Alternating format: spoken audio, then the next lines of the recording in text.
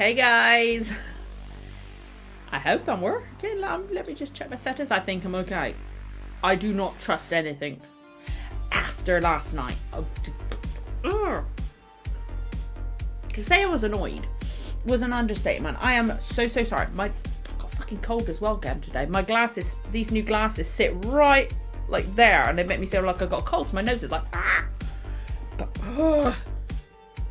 I thought everything worked because the footage captured. There was sound on the footage.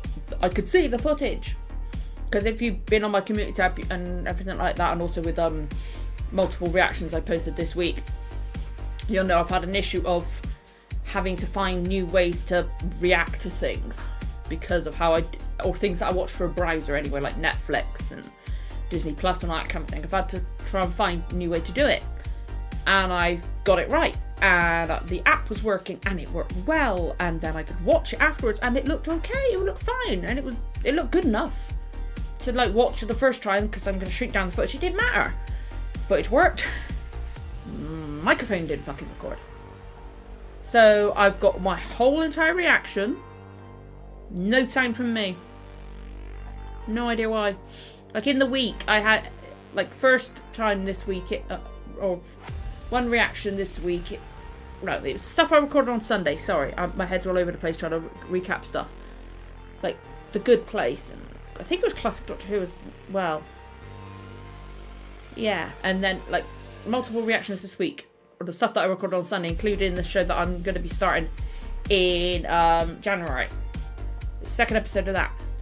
No footage, or you couldn't see the footage, but you had subtitles, you had sound. The fact that it had subtitles has just made it go just So now, because of, like, obviously they bought copyright stuff, which is fair enough. I'm using their property,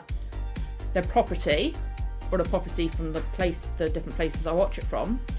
All legal, of course. But so I've had to rearrange that. So like, one point this week I did it wrong, and it didn't have it had the footage, but my sound and the episode footage was on the same audio track, so I couldn't split it. So obviously I couldn't put that on. And then last night I thought I finally had it done. No, it didn't work. It was wrong. I got the episode stuff right. I just didn't have my audio. It's like I just knocked my forking knuckle. So I'm going to try really make an effort to start using the swear words from The Good Place. Oh, and I got it right on my bad finger. I've been having an issue right there on the knuckle. Right in the place I've been having the issue too. Oh. Like, it's been a hell of a week for me for technical difficulties. And just a hell of a week for... It seems to be one thing after another for me going wrong, right? Had that issue. Thursday. Car accident. Car along. Van into the side. Yay. Luckily, it's literally just there I hurt. And I think that's because I'm tense anyway, because my hypermobility. I'll sit here for as long as I can tonight, because like, even if I'd been in a lot of pain with that shoulder, hopefully painkillers will kick in soon. But even if I'd been in a lot of pain in that shoulder, I wanted to do tonight anyway. Even just for a bit, because I didn't manage wasn't able to put my reaction out. I wanted to do this because I feel like this is better than not having anything at all. These new glasses just attract dust. Apologies if I have to keep cleaning them. I'm not that sure on them, to be honest. They're a bit big for me.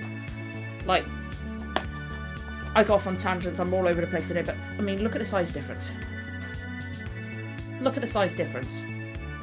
I've had ones that's the other glasses size for like years now, so that this is really weird for me. Plus, it just sits on the most awkward place. Like, it's right there, and it just makes me feel like I've got a cold. So I might take them back, because it's just the fact that they're there. And they're the type of glasses, because of like how thick frames are, I can't adjust like the little like bits on the nose. So I can't adjust that. Just like, Plus, I'm just not sure on them anyway. Hopefully my contacts are coming soon. So I won't have to worry about all the glare from the lights and stuff like that. And I tried to look at the lights there we go. There we go. For God's sake. I put them on and then it's like, nope, dirt. So apologies that tonight's all over the place. It's just like, because I have usually, like last week, I could remember a bit more easily because I'd spent the day editing the episode. Obviously, this week I haven't because I can't. But somebody suggested it when I posted about it this morning, or was it last night? I can't remember.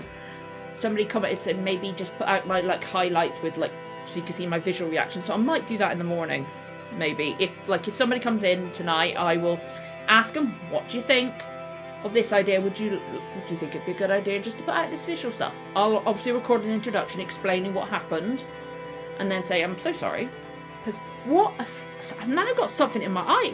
Like, I've got hair there. I just can't win today. This whole week's just been. But what an episode to go wrong. Like, last week's episode would have been bad enough for it to go wrong. Why did it have to be this week's episode? Because of the ending. This is spoilers. We can talk. There's a spoiler warning in the title. We're going to talk about spoilers. We're talking about this episode. We're going to talk about spoilers. I think I said it at the beginning of the last one, and I think I said it with one of the trailer reaction I did. I knew one thing that was going to happen in one of these 60th anniversary specials. I knew that because, I think it was last year, I had a suggested tweet come up on my Twitter, or X, timeline Twitter at the time. And it was a set pictures. And it was a certain someone. Now, at the time I was annoyed, and then sadly he passed, Bernard passed, and I was actually glad I knew ahead of time because I could be mentally prepared, because I cried enough. I got emotional. But I'm not gonna cry again. If I hadn't have known, I would have bawled my freaking eyes out. There's very few celebrity deaths that I've full on cried for. Robin Williams, obviously. Lance Reddick, because he's Silence from Horizon Forbidden West and Zero Dawn, my favourite games of all time, and he's just a phenomenal actor, instantly recognisable voice and face. And Bernard, because Bernard, I'm gonna cry again. I might cry again. I apologise, but I cried talking about him after the episode, because literally, episode finished. As the credits were rolling, I talked about him, and then they put the tribute again, and I started again. But I cried for him because he was always there. It's Bernard here in the UK. The man is an icon. He's a legend. I'm gonna have to change these glasses. They're literally sitting, giving me. I'm not making it easier, with allergies and that. But Bernard has always been there. He was always there, present on so many different eras of TV, from Jack and Ori and the Wombles and Railway Children, Doctor Who and the Dalek Invasion of Earth. I had to check because I know I still haven't got out my Doctor Who and the Daleks movie reaction. I'm struggling with it, but also I obviously Thursday. I was meant to go out Thursday. Couldn't really focus on editing on Thursday considering the accident, and just I was trying to focus. I've tried to do some, but I managed to do The Good Place today. I was quite pleased with myself for doing that because I recorded it I might have actually done it Thursday because I thought I could manage that because it's a half an hour episode. But I have to change my position all the time because it feels like it's really too much tension in my shoulder. But I will get that out as soon as I can. It might just have to be this Thursday, and then I get the next one out a week after or something like that. Or it might be 2 weeks, but we've got Doctor Who and the Daleks coming out at some point this week, and then the next one will be Dalek Invasion of Earth, which has got Bernard in it. And then so now my freaking watch thinks I'm talking to it. Excuse me, I'm putting on airplane mode. But and then he's attracted, he's was now been there for the younger generation, my daughter. she loves she's autistic, special needs, and she'll go through phases of like being addicted to watching the same thing over and over again. Not just sometimes different episodes of the same program, but sometimes the same episode, that kind of thing. Bernard had a show called Old Jack's Boat on CBeebies, which is the there's CBBC, which is the children's BBC, and then the CBeebies, which is like for like toddlers. And my daughter, she still watches some stuff on CBeebies because she's, in some ways, she's like 3-4. It varies on like different things. But she hadn't asked to watch Old Jack's Boat in months. The day they announced that Bernard had passed, we watched it because they put some more stuff up. There had only been like 1 or 2 episodes on there, but because he passed, they put more on the BBC iPlayer. And she didn't see the icon. She just asked for it. The TV wasn't even on. She asked to watch it. It just happened to be on the day he passed. She wouldn't have understood if I'd said anything. She wouldn't have known. But she asked for it, and it just made it. There's one episode of that was a Christmas special of Old Jack's Boat that literally makes me cry. Beautiful, and just I can't take Bernard crying. I never could. Like there's the iconic gif of him saying goodbye to 10 at Donna's wedding. There's that iconic gif. Like people that have never seen Doctor Who know that gif. And then he made me cry again because he crying and just seeing him there. And it's like I got excited in my reaction that he was going to be there next week. But now Russell T Davies has come out and said, he shared a tribute to Bernard on, I think, his Instagram. But he said that was all Bernard was able to film. So that was Bernard's last scenes. That was his last scene here. I'm pretty sure it's his last acting role. So it's like, I'm so glad we got to see him again, because Wilf was is my favourite modern Doctor Who companion. He is my favourite, and then it's Rory, and then probably Graham, and Dan's quite cool. I liked Dan, but Wilf was my favourite because Bernard was just amazing in everything. He was wonderful in everything. He was just so fun and comforting, and he was everybody's granddad, wasn't he? And sorry, I'm getting emotional, one because it's Bernard, and also like I was talking about some like fathers passing away with somebody online earlier, and then speaking of my daughter called my dad granddad, so like that's, my head just popped onto that, so like apologies. But like he was just there. He was everybody's granddad, so he was my favourite modern Who. Like narrowly beaten out by Ian Chesterton overall. Because Ian's I'm still only in season 2 of classic Doctor Who. I'm on the chase story at the end, which I think is the penultimate story, I think. And Ian's my favourite companion overall already. I don't know. There might be others. I might like more, but it's just seeing what an. I was so annoyed that it didn't work because I wanted to get that reaction to Bernard out. Cause like it was episode itself. Like I said it last week about Star Beast. It was a good episode, great episode. It felt like a not Christmas. It wasn't Christmas, but the level of special as in like mid-season finale, season finale, maybe Christmas special or Easter special or something like that. It didn't feel quite to me like a 60th anniversary, like an anniversary special. You know, it didn't feel like that. But then that bit at the the same with like at the end of Star Beast, the Meep saying, "Wait till I tell the boss," and then at the end of this one. Obviously, had everybody going mad with Wilf and the plane crashing, and it's like, oh, what? So I think I said it last week. And I said it in my reaction, which you guys didn't get to see. Hey, Butts Unplugged. But it didn't feel like a special, like a 60th anniversary special, but it felt more to me like a 3-part series. Again, like, we're in the middle, it's like, oh my god, what's going to happen? Okay, it's double up, hang on. And it finally, my overlay works, and it worked twice. I've just disabled one, but yay, we got a chat overlay. Great. I wonder how long it's going to work before it goes down. It's so temperamental, but it didn't feel like a 60th special, but I think once we've seen all three, and maybe with the Christmas special as well, it will feel more like big. Because I feel, like I said it, I think with like comments this week and stuff like that. I said my reaction at the end, right?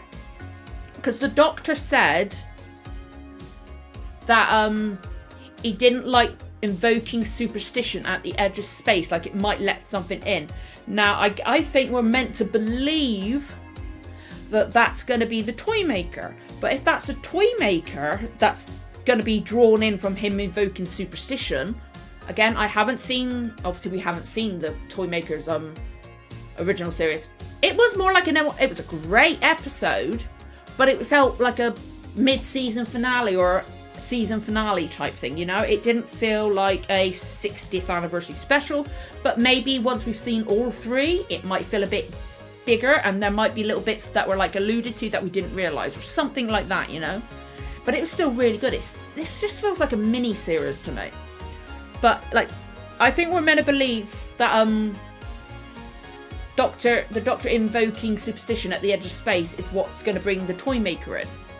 Again, this was with no knowledge of how the toy maker operates. I don't want any spoilers, because I'm going to be like, I don't think any of his actual full-on episodes have survived. I think it's maybe just the audio. I don't know. But I think we're meant to believe that that's going to be the toy maker being brought in through superstition, because obviously we landed 1 or 2 days after we left. Now, if that is the toy maker who's going to be brought in, was the toy maker able to communicate with Beat the Meep? Because Beat the Meep obviously said, wait till I tell the boss. So either the toy maker is able to communicate across universes or whatever to the Meep, or the Meep's able to do it as well, which I highly doubt. But it's either that, or it's oh god, that was freaky.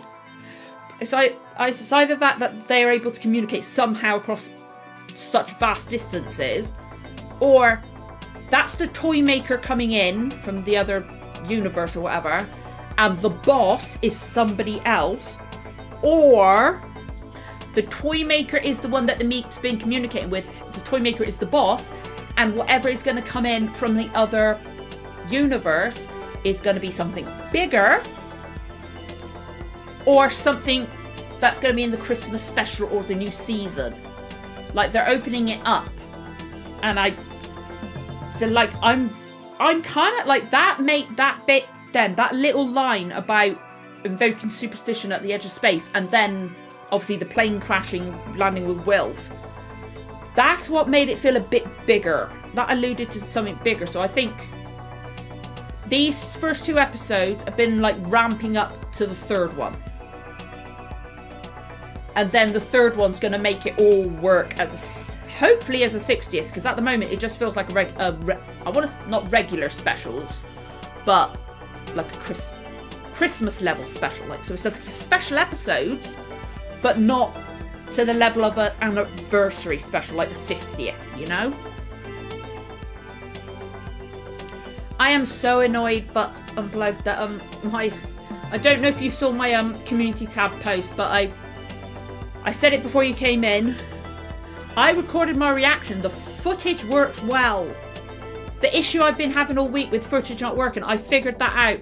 My microphone audio didn't work. No idea why, but my microphone didn't work. Which is like, but like, if it had happened last week, it would have been bad enough. But this week with Wilf, I was so upset that it didn't work. Like, I almost pretty much broke down, because it's just like, what a freaking thing. The 50th was amazing. I loved the 50th. I feel like this third special is going to be the special. And the first 2 were like introductions and teasers for this third episode. Like, this is like a 3-act. I think these ones have been like, I've said like a mini series, but I think it's going to be like, it's like we had the opening act, we have the second act, and then we've got the great big finale, the final third act. I think this is what I'm hoping anyway. Because, like, I've loved the first 2 episodes. I thought they were both brilliant. But I feel like the third one needs to be huge.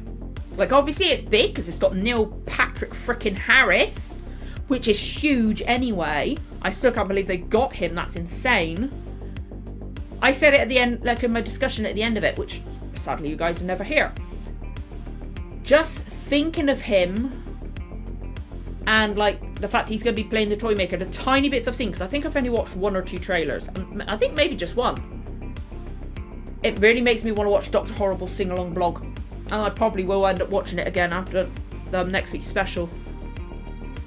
But oh God, I think I might have to change these glasses because they're really putting pressure on my nose.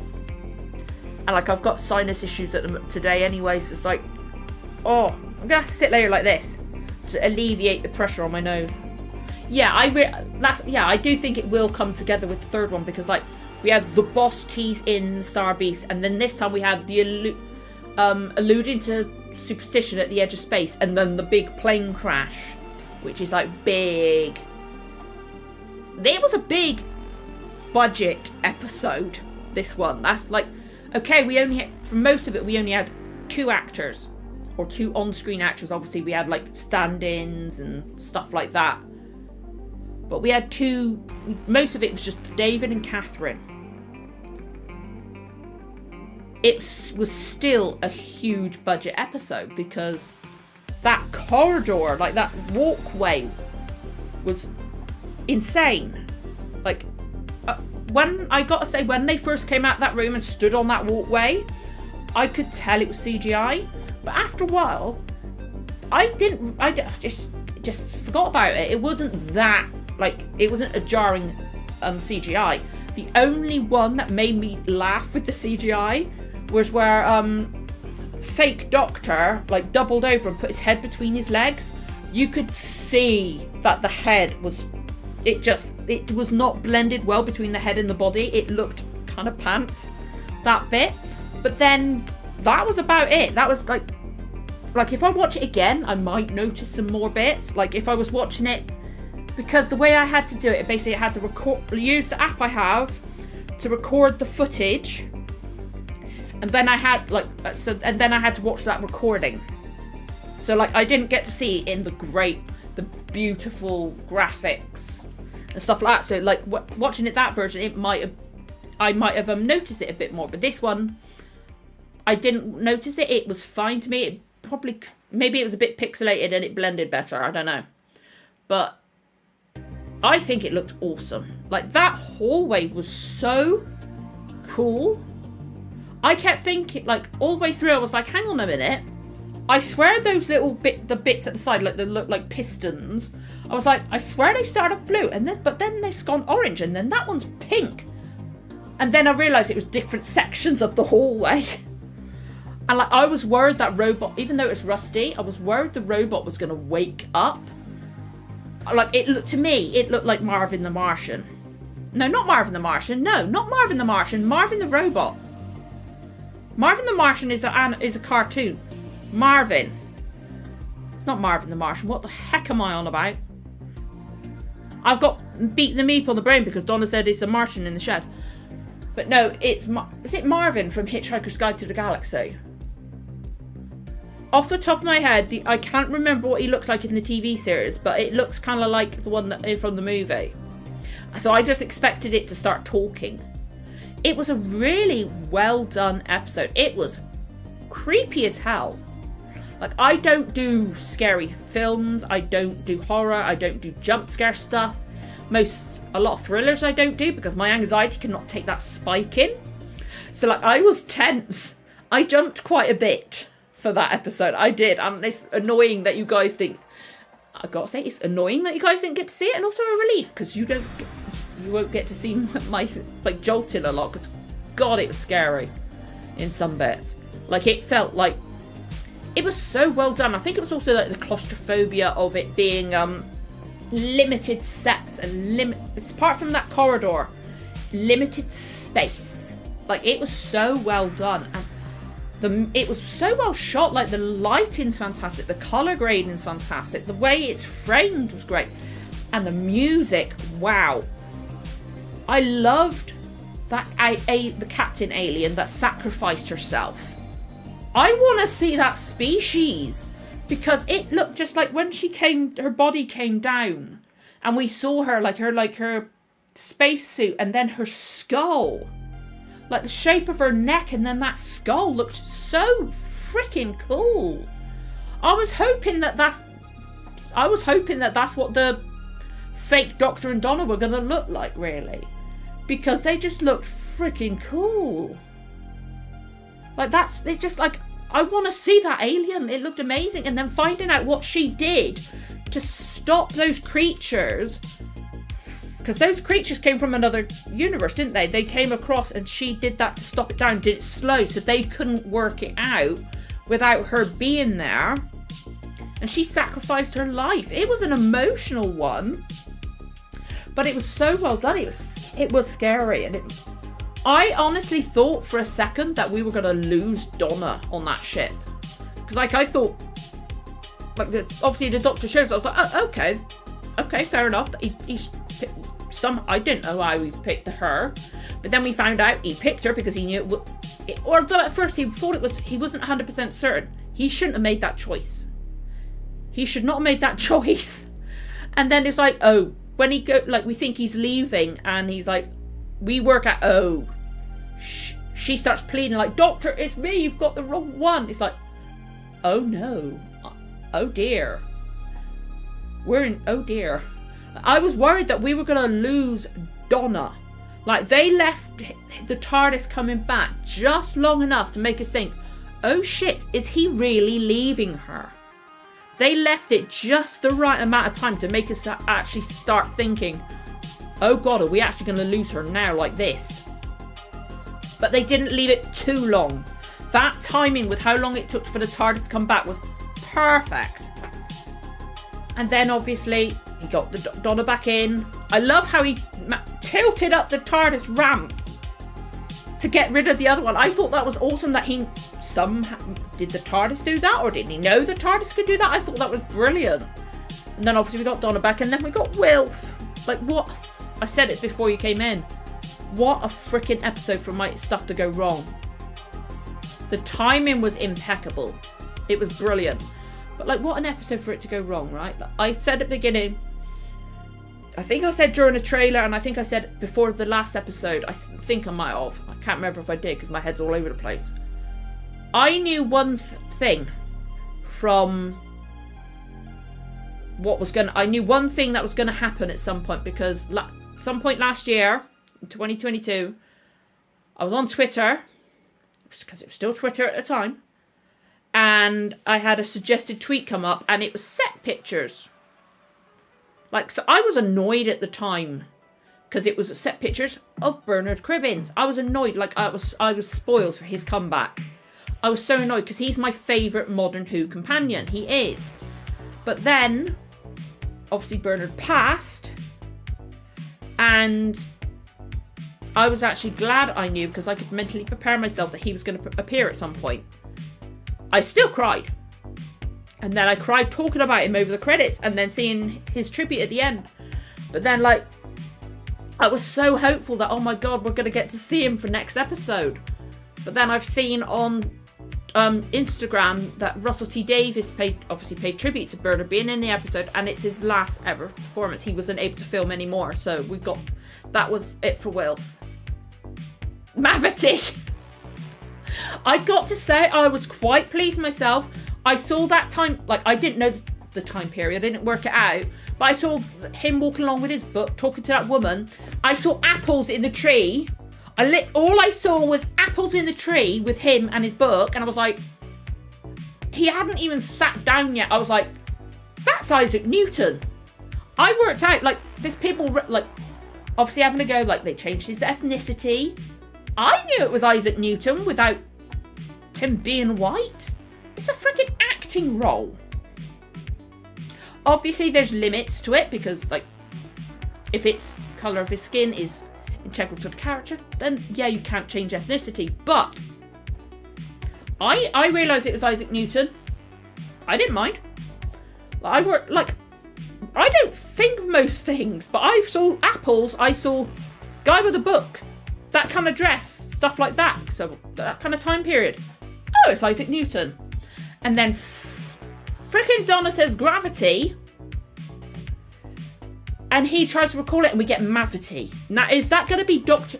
Is everything going to get reset so he forget, like, or are they going to correct that and it becomes gravity again, or is it always in Doctor Who canon going to be Mavity? Are we always going to have Mavity now and not gravity? Because that'd be freaking hilarious. And if they ever slip up, the fans will point it out. I loved it with, like, I saw, like, the actor posted about it. And then, obviously, I've seen so many freaking tweets having a go at, like, the fact that he wasn't white. But, like, you see you're, like, going, he at least he had a good sense of Mavity about the situation. He understood the Mavity of the situation and stuff like that, and I thought it was hilarious that every single all the comments were just talking about the Mavity of it all. I thought it was so funny. I'm gonna need to change my glasses. Sorry, I think it's because I'm like, I don't know if I think I've got, sometimes I get sinus issues and it gets bad enough, but I think it's because where these glasses sit, it's putting pressure right there, which is not doing me any good. So I think, like, I've been thinking about taking these glasses back anyway because they're big compared to my other ones. And they look a bit too big. But I think I might have to now because of how that is sitting there. I'm hoping it's been over 2 weeks now since I ordered these and ordered my contact lenses. Still no contact lenses. I'm freaking annoyed. I want my contacts. It'd be so much easier so I don't have to worry about. Okay, I can't get the light in. And then it's annoys.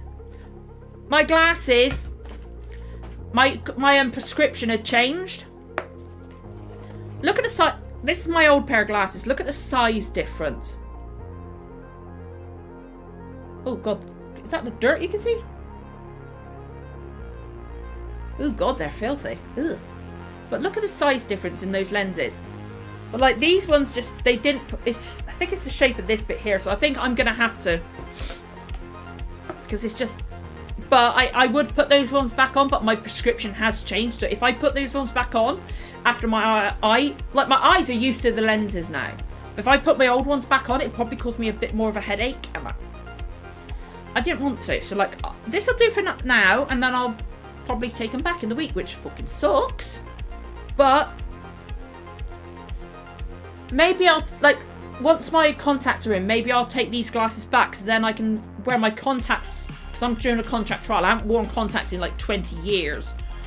I'll once the contacts are in, I'll wear those most of the time, and then sometimes wear my older glasses whilst I get new ones of these in. So it's just they are a bit too big. They just didn't have any that were like that size, and it's a shame because I might have to spend a bit more money, and I don't want to spend more money. Yeah, the other ones are smaller. The other ones are smaller, and they're just better for me, I think. Because these ones just look, to me, they just look weird. They don't suit my face. I liked them at the time, trying them on at the ones, because like for my prescription, I need to have, hang on. I need to have like the thicker, like plastic lens, lenses outsides, and like the thicker sides, because my eyes are so bad. Even with like thinning, the frames can be, these are thinned. My frames can be like that sometimes. It's ridiculous. And stuff like that. My eyes are that bad. So like the style now is to have either very thin frames or very great big freaking ones. And so like this was the best I could do in what they had. Like they might have to, because these ones are just not working for me, they might have to order some more in. Because this is just, I think maybe now I can feel it because my head's focused on it. Ay. Oh, sorry.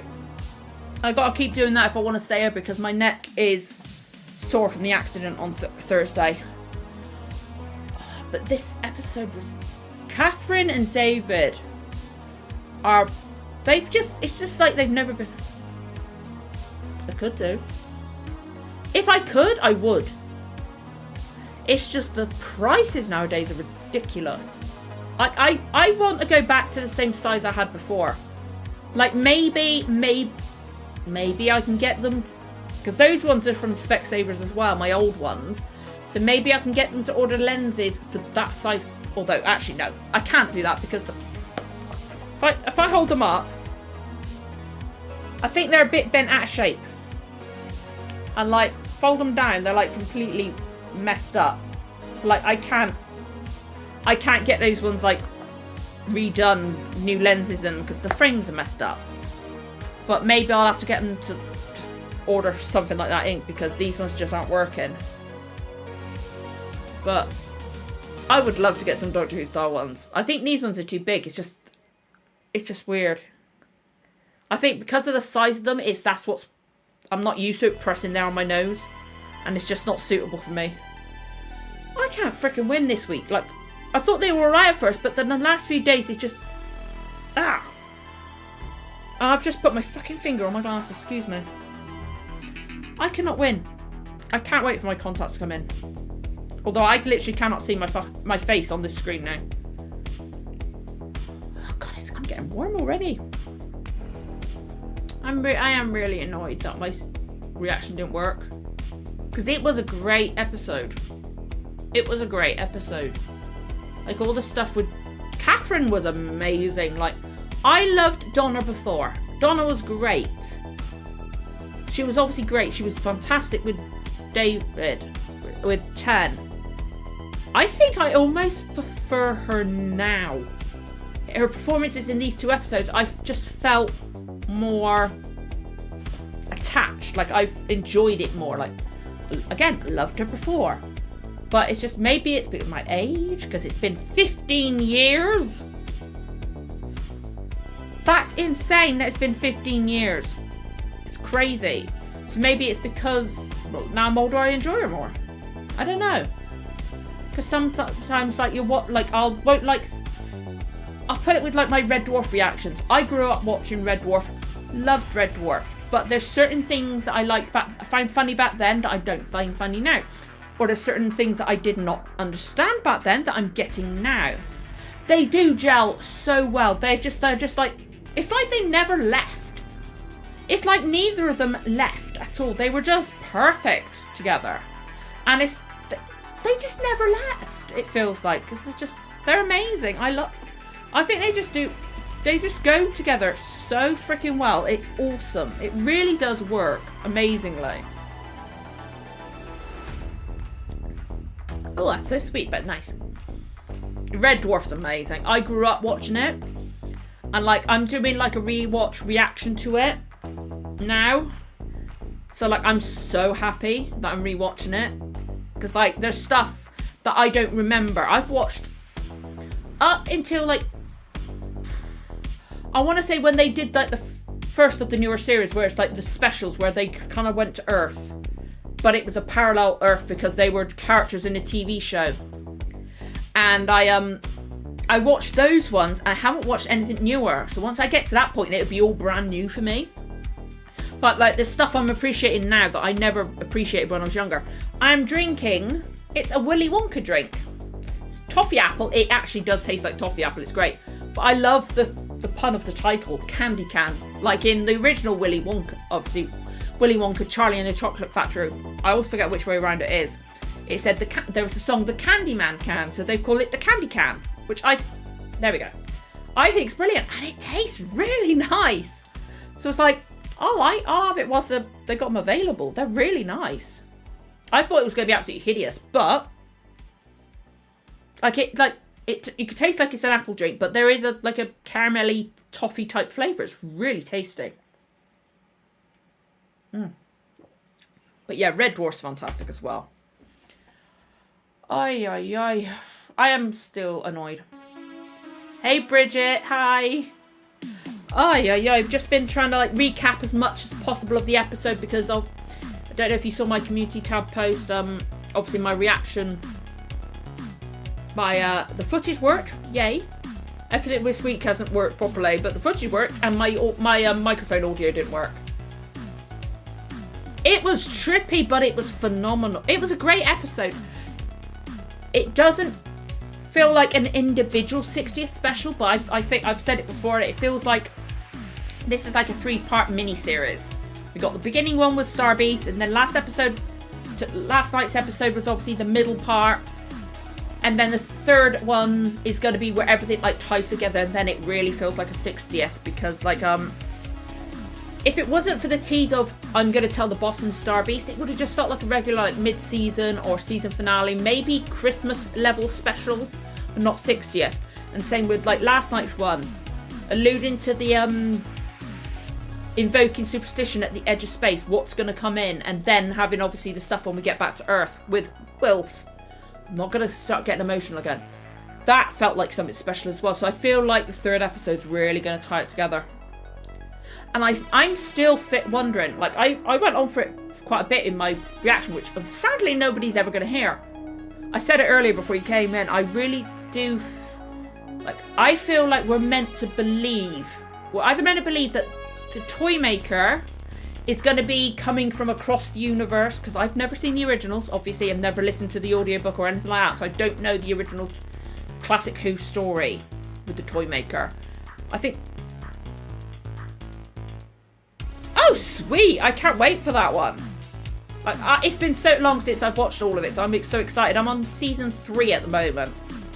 But I feel like we're meant to either believe that the toy maker is coming from outside space, so either the toy maker is going to be able to communicate with the Meep from across universes, and he's still the big boss, or the toy maker's coming across space and the big boss is somebody else, or the toy maker's the boss, the big boss that the Meep spoke about, and something else is going to come out from outside the universe, something different, new, a bigger threat. Like, we're not going to get the Master again. I love the Master. Sacha Dhawan was amazing, but it's just there's so many things that are like, if it wasn't for those little bits about invoking at the edge of space and the big boss, it just felt like a normal special. Great specials. Like last night's episode was scary, it was creepy, it was trippy, it was so well done, so well shot. Like the use of just mainly 2 actors for almost the entire thing was fantastic. And Catherine and David were fantastic. Like, everybody knows David can be scary because of Jessica Jones, which I've not seen, I've only ever seen clips. That's fair enough. That's the thing with Doctor Who. With classic and modern. If you don't like a particular Doctor, you don't have to watch that Doctor. You can skip it. You can just come back at the next one. Because like, originally, when I first watched Matt Smith's first episode, I couldn't stand him. I didn't watch until suddenly the first half of season 7 appeared on like an on-demand service, or like we had BT on demand or whatever it was. I thought, stuff it, I'm going to rewatch it. Loved it, binged the first half of season 7, then I found out he was leaving. So like, there's a Doctor for everyone. If you don't like one, you can leave. You not leave, but you don't have to watch that Doctor's one. Just as long as we're respectful of people's different opinions, and like if you don't like a Doctor, and the other person doesn't like a Doctor, or they like a Doctor but you don't like that Doctor, that's fine, isn't it? It's just people like different things, and I think it's awesome. But David and Catherine are fantastic, and I'm loving early Doctor Who. I'm loving classic Doctor Who. My Wilf was my favourite companion overall. He is still my favourite modern companion. My favourite companion overall is Ian Chesterton. Like, I never got to put up my centenary special reaction last year because my laptop was failing all the way through it, so my head's kind of got a mental block on editing it. I bawled my eyes out seeing Ian in that companion meeting. I bawled my eyes out. So like last night, I cried again seeing Bernard. I cried. Like I was spoiled that he was going to be in the specials at some point because of set pictures from last year turning up in a suggested tweet on my Twitter timeline. But I still cried and I got emotional talking about him because like daughter loved him too. And it's like, he was just always there. So, and that was his last ever performance, because Russell's tweet put on Instagram. Russell put on Instagram that Bernard wasn't able to film anymore, so that was Bernard's last ever acting performance. Missed a lot, but I didn't have the chance to watch, but I was about to watch some Jodie seasons. Yeah, I get, like, obviously some of Jodie's stuff wasn't that good, but then again, there's a certain episodes of David's that weren't that good either. But Jodie was great with what she was given. I loved Graham. Like, my favourite modern companions go Wilf, Rory, Graham. And then probably Dan, actually, because I really like Dan. And, like, I'm not a fan of John Bishop's stand-up comedy, but I loved Dan. But Jodie was great. I personally loved Flux. I get that some people didn't, and that's fair enough. I loved Flux. I loved how they did it. It was like a book. Middle of it, you don't have a fucking clue what's going on. Get to the end of it, it's like, okay, yes, great. I loved what they did with the Weeping Angels in that, personally. Again, I get why other people didn't. But I loved her. I thought she was great. And, like, I loved last night the fact that they mentioned Flux, and they basically alluded to the Timeless Child. Like Donna's, or the fake, I think it was fake Donna that said it, wasn't it? Or was it real Donna? It was fake Donna that said it, and because then the doctor asked her about whether or not she remembered, and she said she didn't remember, but obviously we could tell that she did. Like, saying how he didn't know where he comes from, because he doesn't know where he comes from because of the Timeless Child. So, like, I personally like the idea of the Timeless Child stuff. Again, completely understand why somebody wouldn't. Completely understandable, because it changes so many things. But I love how they did it. They brought it in last night. I thought it was so well brought in. The Flux stuff. Repercussions of Flux. Thankfully, we got repercussions of Flux. Because it needs to be mentioned. Such a huge thing, it needed to be mentioned. So, like, that was, like, those were two of my favourite things. Was the mention of Flux and the Timeless Child. Obviously, the best thing was the scene with Wilf. Getting to see Bernard Cribbins again. I'm not going to get emotional again. I'm not. Like, I've got tissue ready, because I knew I would probably cry. I cried last night. Like, I've got tissues there anyway, because I cry in my reactions. I don't care. I cry in my reactions a lot. But I knew that Bernard was going to appear at some point in one of them. That's fair enough. That's fair enough.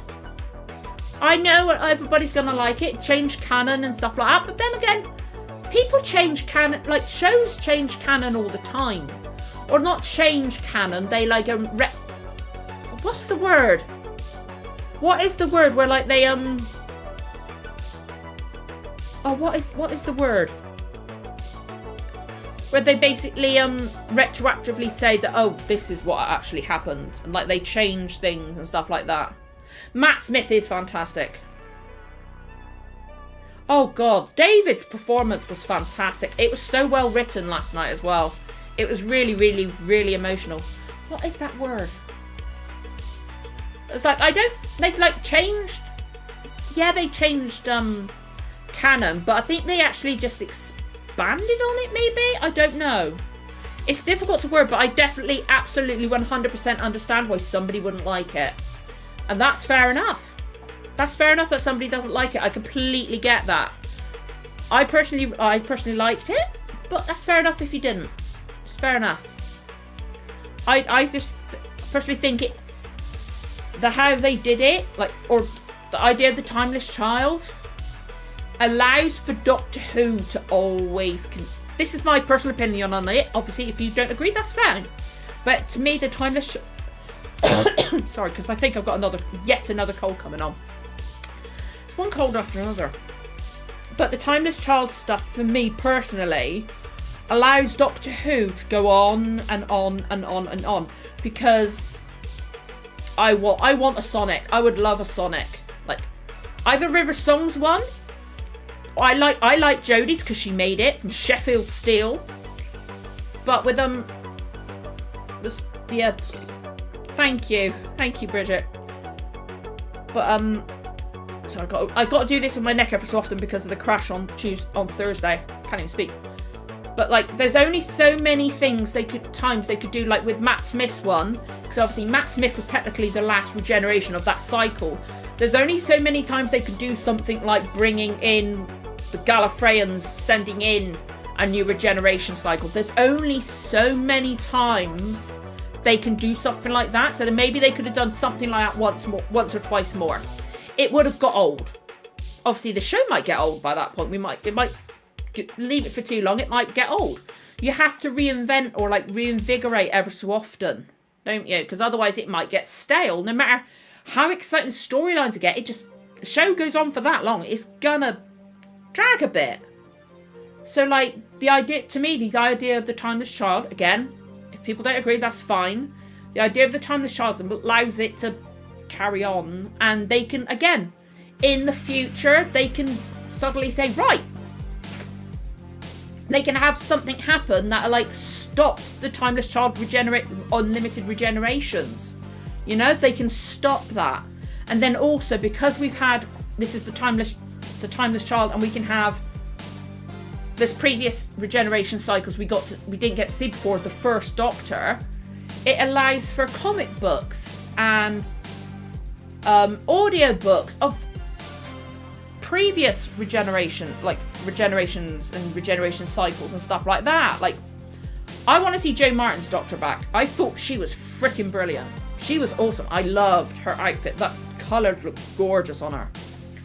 But I really did like how they tied in the Timeless Child and Flux last time. Because they need to address Flux and the fallout from Flux. They do.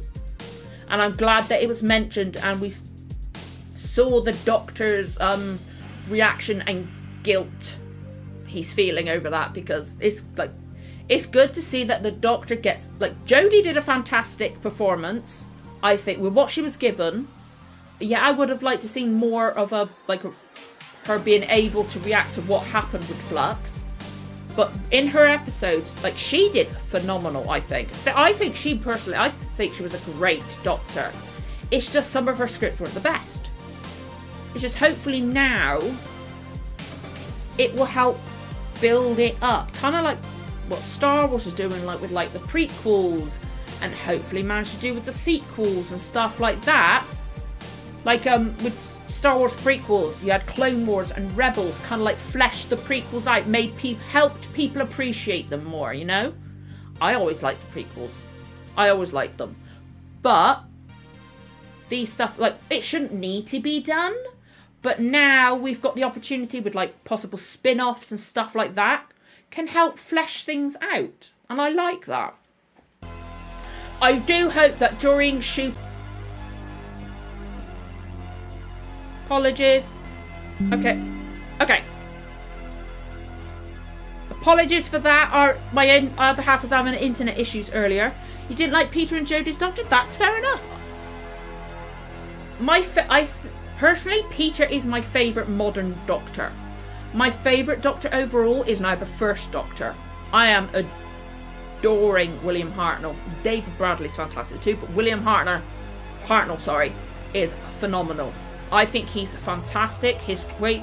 Because I'm at the penultimate story in season 2 of classic Doctor Who, and his journey from his character, like the way he's portrayed the character, like how Barbara and Ian have affected him and changed him, has been fantastic. I love him, but my favourite modern Doctor personally is Peter, and that's fair enough. Like, I like all the Doctors. Like, I love David. David seems to be most people's favourite, and that's fair enough. My favourite is, if I had to rate, if I'm rating the Doctors, not on the stories, it'd be Peter. And then, honestly, personally, I think it'd be like Jodie and David kind of together for me personally. Obviously, not all Jodie's stories were good, but then again, not all David's stories were good, because we had the Absorbaloff and a slab with a face on it that the guy was going to have a relationship with. Not all of David's episodes were good, you know? But for me personally, I think Peter's my favourite at modern, and then Jodie and David together. Yeah, exactly. Everybody's got different favourites, and I like that. Like I always say with Doctor Who, there's a Doctor for everyone. there is a doctor for everyone, and if you don't like a certain regeneration, just come back when that regeneration's gone. You know, watch the stuff, rewatch the stuff that you love, and then when the doctor regenerates again, come back and try that one out. Because like I said before, I bawled my eyes out when David regenerated. First of all, oh well, not first of all, second, obviously, because he had two faces. But when he regenerated into Matt, I cried my eyes out because I don't want to go. I wonder what his 14's final word's going to be next week. I don't want him to go, but he's going to because I'm excited for shooting. But I watched. Excuse me, I feel the scratch in my throat. I watched Matt's first episode. Did not like it. Did not like him at all. Did not watch any of his episodes until suddenly I saw it on BT On Demand, the first half of season 7. Just the first half of season 7. So I was like, you know what? I'm going to watch it. I don't know why. I just suddenly decided, I don't think there was anything else to watch or something like that. My head just suddenly decided I'm going to, stuff it, I'll just try it. You never know. Opinions change, don't they? Like, fair enough, opinions change. I watched it. Ended up binging all of the first half of season 7. Adored him. He became my favourite Doctor. Watching first half of season 7. And then I went back and started binging all of his other episodes. And I find out whilst doing that he was leaving. I was so annoyed. And like when Peter was announced, my initial first reaction, because I watched the broadcast where they announced him, I didn't like it. I did not like it. Was not happy because all I seen from Peter, I haven't seen it, was the thick of it. It wasn't my kind of humour at the time. Did not like it. But then I watched his interviews about it, and I was like, I literally took a few more hours, and I was like, okay, he's got appreciation for the show. Watching his interviews, he seems like, okay, he could actually be good, and he turned into my favourite. So it's like, you've got people talk about he's my Doctor and stuff like that.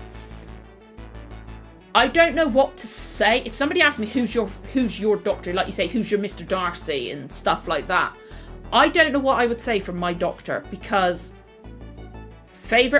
my favourite overall is the first Doctor. Favourite modern is obviously 12, as I've said.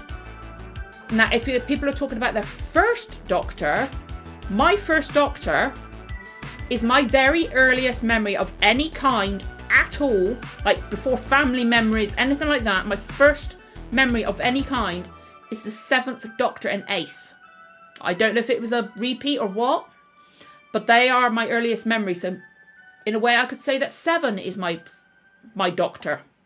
Like, I love that I love that there is the Doctor's like still got the memories and stuff like that, but the characteristics change, so you can literally leave it. And like with Classic Who at the moment, I've realised they have, at least at the moment, for what I've seen, they've like obviously got the series, like the stories. So like a few, like one of the thing. I don't think there's been a 1 episode story so far in Classic Who, but like you could literally skip a story and it will have no implications for the story. Oh, sweet. Edge of Destruction, the first episode of Edge of Destruction was phenomenal. Unearthly Child is great. The Daleks, fantastic. The first episode of Edge of Destruction, Carol Ann Ford is fantastic in that one. My favourite story overall, my reaction, I reacted to Marco Polo. I reacted to like the condensed version with the photograph reconstruction. But then I purchased a collection of audiobooks, which is that like episode, like stories where only the audio's been like retained, and I listened to the entirety of Marco Polo, and that is my favourite Doctor Who story, bar none. Like even modern Who, I love Marco Polo. It's fantastic, and the Aztecs is fantastic as well. And I've also, like, speaking of the Daleks, I am currently, I've got to get it edited. It was meant to be out on Thursday, but because I had the car accident, it probably might be out this Thursday, but I'm currently editing the movie version of Doctor Who and the Daleks with Peter Cushing. That is weird. And then next, after that, the movie reaction after that, I'm going to try to get it out next week, but it might be the week after, depending on stuff. But the next one, I'm doing Doctor Who and the Dalek Invasion of Earth, which is obviously a sequel to the movie. It's not canon in any way, but I'm looking forward to that one, and also not looking forward to that one, because it features Bernard Cribbins. And I'll probably see him, and I'll probably get emotional again. Because it'd be just nice seeing him. I love classic Who. I'm loving it. I've got the season 2 Blu-ray box set. The artwork on this is fantastic. I haven't watched any of the extras yet because I don't want to be spoiled for anything. And I know like commentaries and like watch along stuff on there of like future companions. So obviously I've got to be careful what I watch on here. But I think it's fantastic. I really do think it's great. Like the Crusade's fantastic.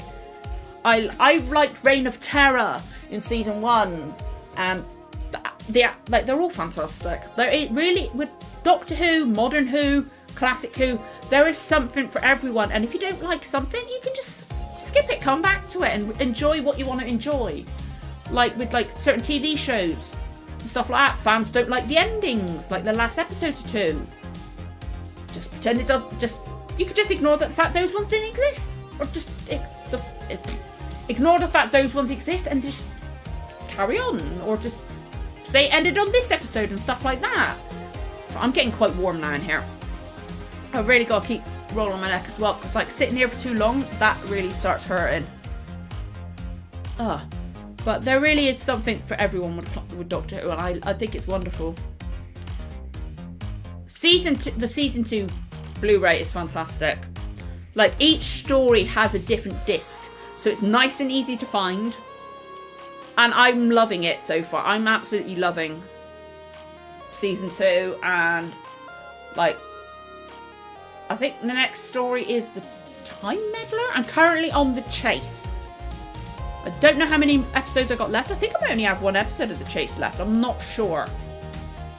Like, I might find out before I do tomorrow's reaction, because hopefully, unless something else goes wrong with my stuff, no, my luck, it probably bloody will. But it should work and stuff like that. So like, that might be the final episode of that one. I don't know, because last week's one, which went wrong because of all the issues I've been having with stuff changing, that was a filler episode. That's all I'm gonna say. That was a filler one. But it was cool. It was like a look at we can afford now. We're going to different locations. Woo! I'm excited and nervous about next week's special. I really am. Because like we get to see Neil Patrick Harris in Doctor Who, which is going to be great. Not got any more Bernard or any more Wilf, which is sad. But it was nice that we got him for that little bit. We might find out if I'm really excited to find out if the Time Meddler. Sorry, it's because I was mentioning Classic Who. The toy maker is going to be the boss, the big boss that the Meek was alluding to. Whether it's going to be the thing that's being like drawn in from like outside space, from superstition being invoked. Is it some? Is he going to be both, or is he going to be neither? Because that's a possibility as well. They could like really throw us a curveball. We don't know. Like I really do feel like, because of the illusion of the big boss and also the superstition drawing things across space. I can't talk now. God's sake. I do feel like I might have to stop soon because my throat's getting quite itchy. But I really do feel like this 3rd episode is going to be what makes these 3 feel like anniversary specials, because like as I said earlier, they've both been fantastic, but they've just felt like regular level specials, or mid-season finale or season finale type level of special, not anniversary, you know. It really doesn't feel like anniversary level special, which is, they're still fantastic. It's nothing against the episodes, they're great. It's like, I think, what was it? I watched a behind the scenes thing with Russell. He said, like, I can't remember what he said it was. He was going to say it was going to turn out like something to do with last night's episode. There was going to be something else, but then he was like, no, I'm going to stay true to the story. It's going to be a nightmare waiting until next week's episode, isn't it? But it's like, I want it to happen because I want to see what the conclusion of the story is and what the hell's going on, and I want to see the toy maker. I want to see Neil Patrick Harris in Doctor Who. But I also don't want to see it. I also want to see Ncuti Gatwa because I'm so excited for Ncuti. Like, I've never watched... Oh, I've seen a lot of the Barbie movie because he's in that. I've not seen Sex Education, but interviews I've seen him in. Clips from Sex Education I've seen him in. I think he's going to be a phenomenal Doctor because he's just got something about them that just makes me think he's going to be fantastic. So I'm excited for him. But it means that next week we're seeing David regenerate again.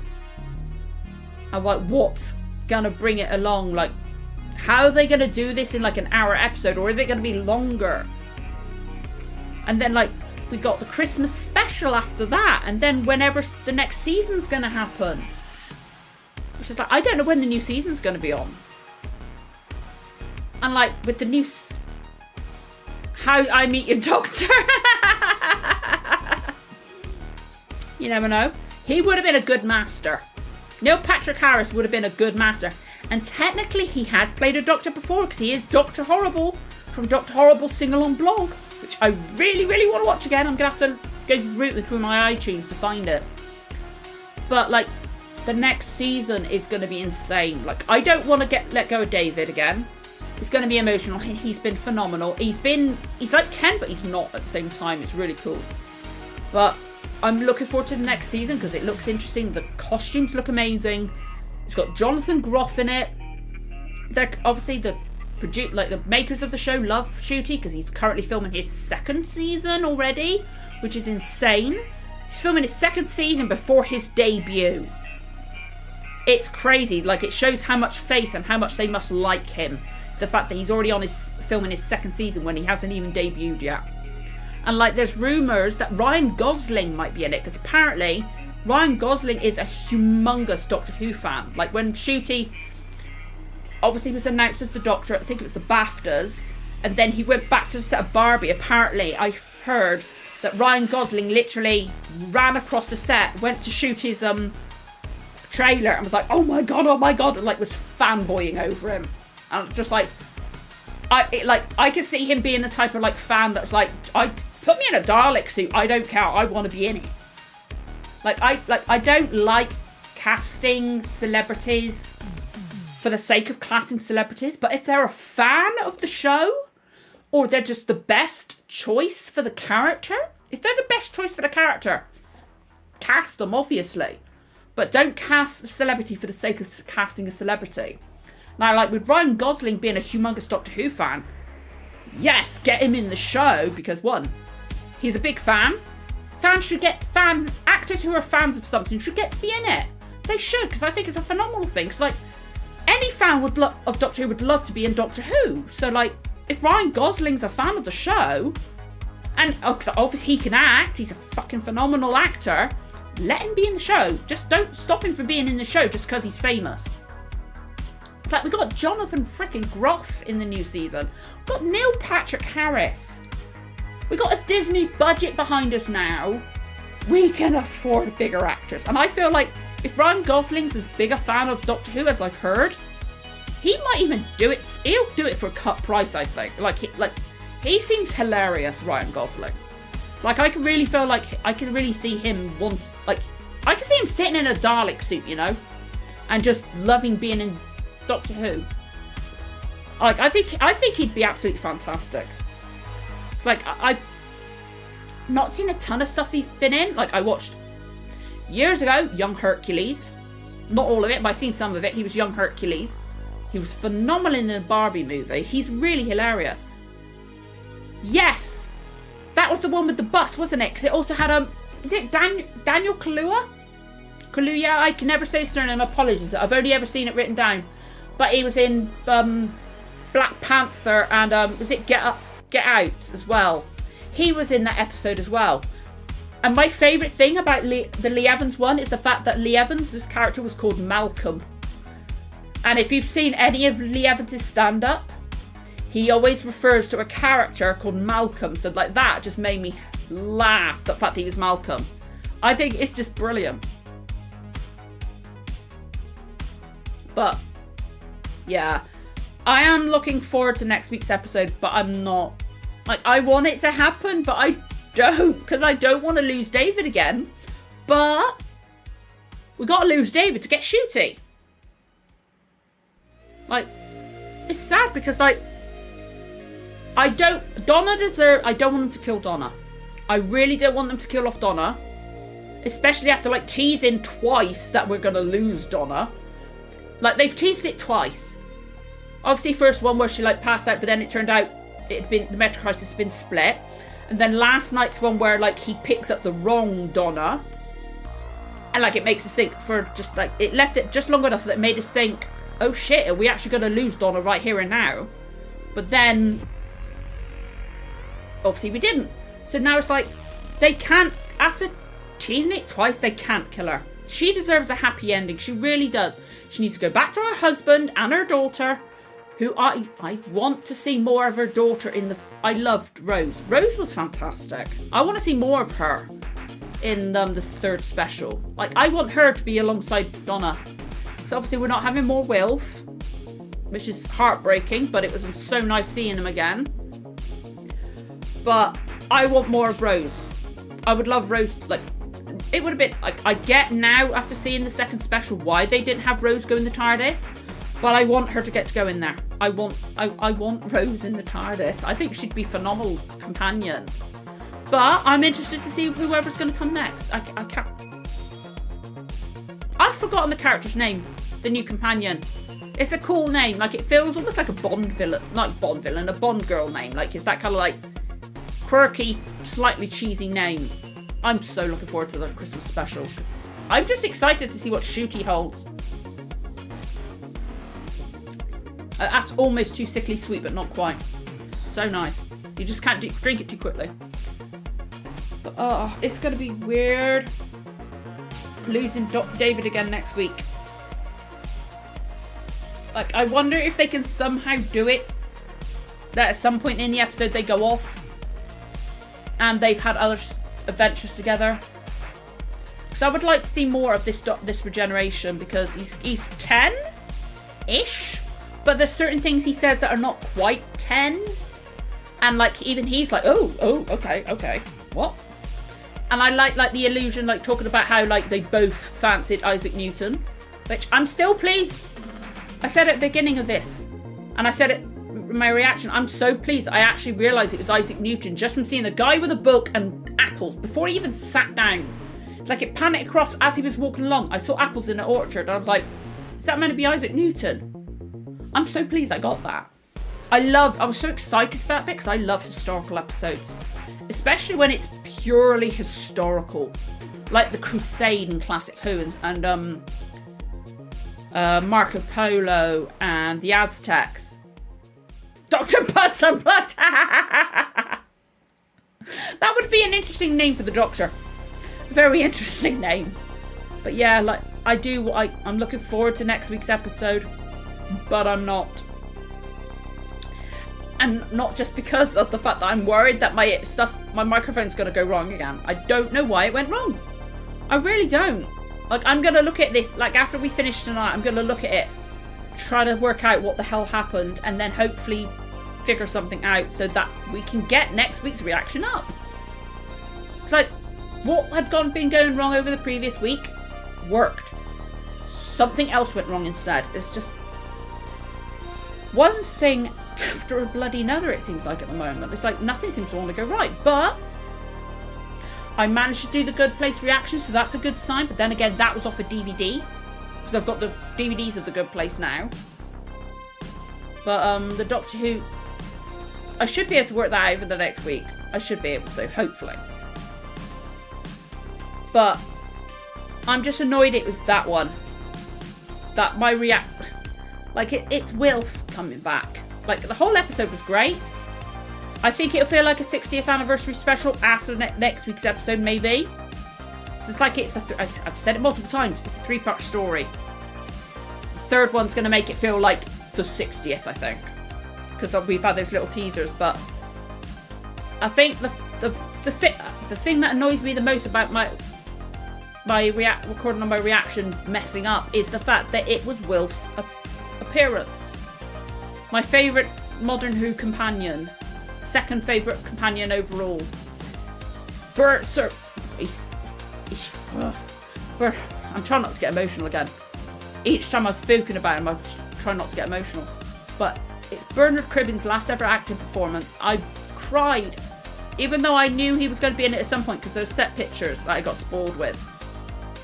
I still cried, and speaking about him, it's just like what an episode for things to mess up on, right? When Bernard Cribbins, his last ever acting performance, crying. I'm not gonna cry again. Just I keep feeling it. I really hope so. Because like the first one worked, and then the day after, actually no, what the day after? It was the Monday morning. Something obviously changed with Firefox, or OBS or whatever, and it's just. I had audio, I had subtitles, but no footage. So it's like,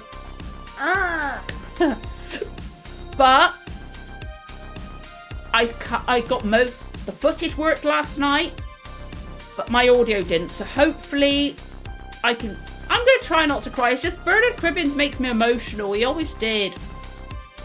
It's Bernard Cribbins. You can't not get emotional thinking about that man.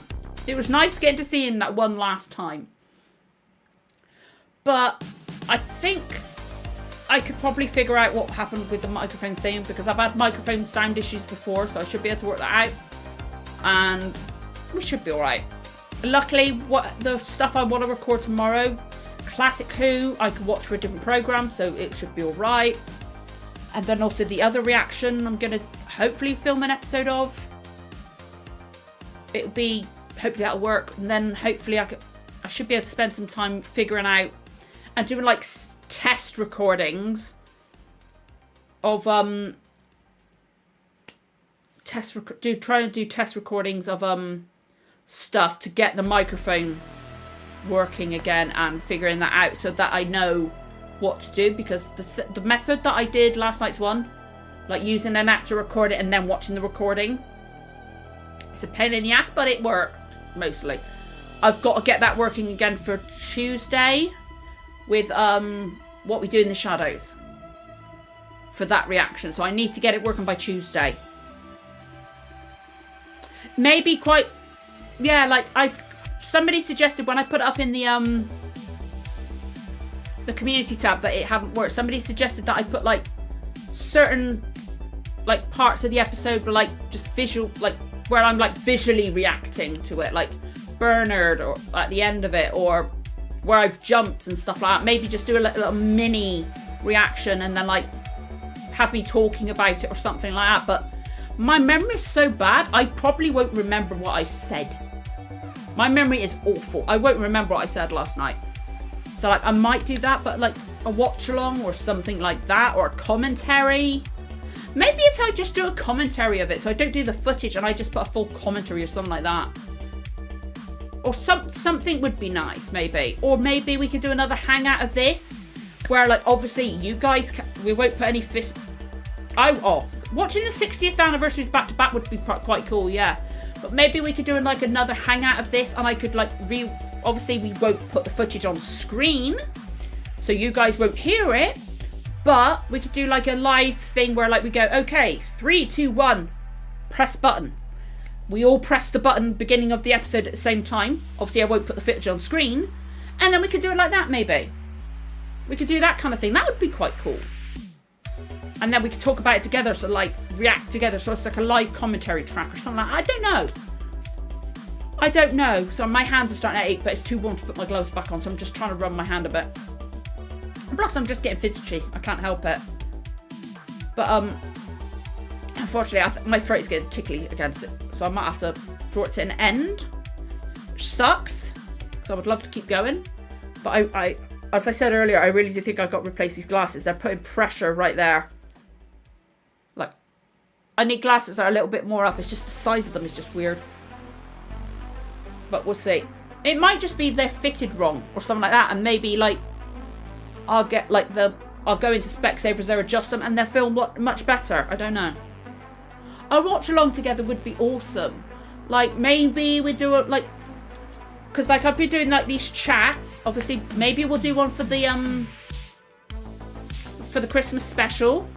Obviously, probably a different day because of like the Christmas period. So maybe we'll do one like midweek or something like that for the Christmas special, talking about it like this, and then maybe after that we could do like everything, like 3 or 4 more where we do a watch along of the first special, and then the second, and then the third, maybe the Christmas and stuff like that. And we could do stuff like that maybe, or just like I'm doing with Our Flag Means Death, just do general chats about Doctor Who, you know, like we could like pick certain points that we want to talk about the next week, think about it over that week, and then come back the next week and do it. Because I'm really loving my Our Flag Means Death ones. It's so funny. Like, we've come up with inside jokes and stuff like that. It's absolutely freaking hilarious. So like something like that would be fun for Doctor Who, especially like excuse me, whenever the next season starts. Once the new season starts, we can transition into talking about that week's episode. So I think it'd be quite a fun thing to do. Maybe it'd be interesting. Like we could figure it out. Like we could try maybe figure it out next week during next week's chat, because obviously we're going to do a third one. Because I've enjoyed this. I've really enjoyed it. Like even just like 1 or 2 people come in, it gave me a chance. Even when there was nobody in here at the beginning, it gave me a chance to get my thoughts on last night's episode out. Like I said at the beginning, before anybody was in here, even if I'd been in pain, because like obviously I've got pain from the accident on Thursday, and just general pain anyway at this time of year, and general pain at any time of year. Even if I've been in a lot of pain, I would have still come, so I could talk about my thoughts for last night's episode. I was more determined to do this one than any of my other like live chats, because of the fact I could not get last night's reaction out. So I think it would be a cool thing to like keep doing this kind of thing. I like it. Before doing my first Our Flag Means Death like live chat, I did not get the fascination with just Hangout streams and chatting. I didn't get it. Then I did that first one. It was so much fun. Just like I don't have people in real life, as it were, or in person to talk about these things with. Like my other half likes Doctor Who. He hasn't watched it in ages. It's like, so I can't really talk about things as well with him. So this is really nice, as being able to talk live with people. And I'm glad you're enjoying it, because I'm really enjoying it too. I think it's a lot of fun. So like, we'll do next week's Doctor Who stream, and then we can do the next week one. We can do like a talking about all 3 of them. What do we think is going to happen with the Christmas special? And then we'll go into the Christmas special stuff. And then we could carry on doing after that. I think it'd be a lot of fun. I think it's a nice thing to do, because like, it's just nice, because like comments can only do so much. Like comments are great on videos, but actually getting to respond in real time, I think is a lot of fun. I didn't get it. Again, I didn't get the fascination with these kind of streams before, but I really like it. I thought I was going to suck at this kind of streams. I thought I wouldn't know what to say. Nothing. I got very lucky with my first Our Flag Means Death stream. I got very lucky, and I've got lucky with all of them since, because like I've got people that join my Discord, and we've got a big inside joke with my Our Flag Means Death ones. It's so hilarious. And like that inside joke has just gone off on a major tangent. So like we get to know each other and get like inside jokes and stuff like that. And I just think it's just so much fun. And we'll get to like speculate about the episodes and stuff like that, because like with the first episode of the 6th of the specials, like obviously I thought it was a bit of a cop out with the like the stuff splitting it and then letting it go. But then obviously the comments and then talking about it in the last week helped me understand it, and I actually quite like it now type thing. It's nice getting to have this nice live discussion, all respectful of people, just for being nice and respectful of different opinions. And that's the nice thing about Doctor Who. People can have varying opinions. Yes, sadly, we do get people that can be hateful. If you don't agree with them, then you're wrong. But every fandom has that. Every fandom has that. And like, I want my live streams to be like a place where people can have differing opinions. You can have differing opinions, but as long as you're respectful of other people's opinions, that's fine. It's like Doctor Who. I've said it multiple times tonight. There is a doctor for everyone. You don't like a certain doctor, you can skip them. If you didn't like Jodie, that's fair enough. Just don't hate on the people that did like Jodie. Don't hate on Jodie. You might not have liked Chris Chibnall's stuff, but don't go fucking hating on him. It's just not right. It's a guy doing his job. You might not have liked it. He was trying something new. If you didn't like his stuff, skip it. It's easy as that, isn't it? You don't have... You can just enjoy the stuff you've loved from Doctor Who, then come back now, or come back for Shooty. You don't like Shooty? That's fine. Skip Shooty stuff. It's just... I love that, and I like the fact that we've just... Like we've said, Butts Unplugged said, didn't like Peter or Jodie. Still talking. Like, it doesn't matter. Like, that's fair enough. If you didn't like Peter or Jodie, that's fine. I didn't like Matt at first. Originally, I liked Christopher Eccleston's stuff. The Christopher Eccleston season wasn't my favourite, but I enjoyed it. But now I've got a better appreciation of it. We can just skip what we don't like. It's awesome. I like Torchwood. Looking back on it now, I did enjoy it. Yeah, it was cheesy. Yeah, it was adult. I haven't seen like I watched the original seasons of it, and then I haven't seen the ones with the special season. Is it Children of Earth with Peter Capaldi in it? I've only seen little tiny bits of that. I've not seen that, and I've seen more of the final Americanized one. That was all right. Did not like the fact that they killed off Esther. Was it Esther? Did not like that. Of the male presenting line, I presume it's just Donna Snark. It did, yeah, I didn't like that.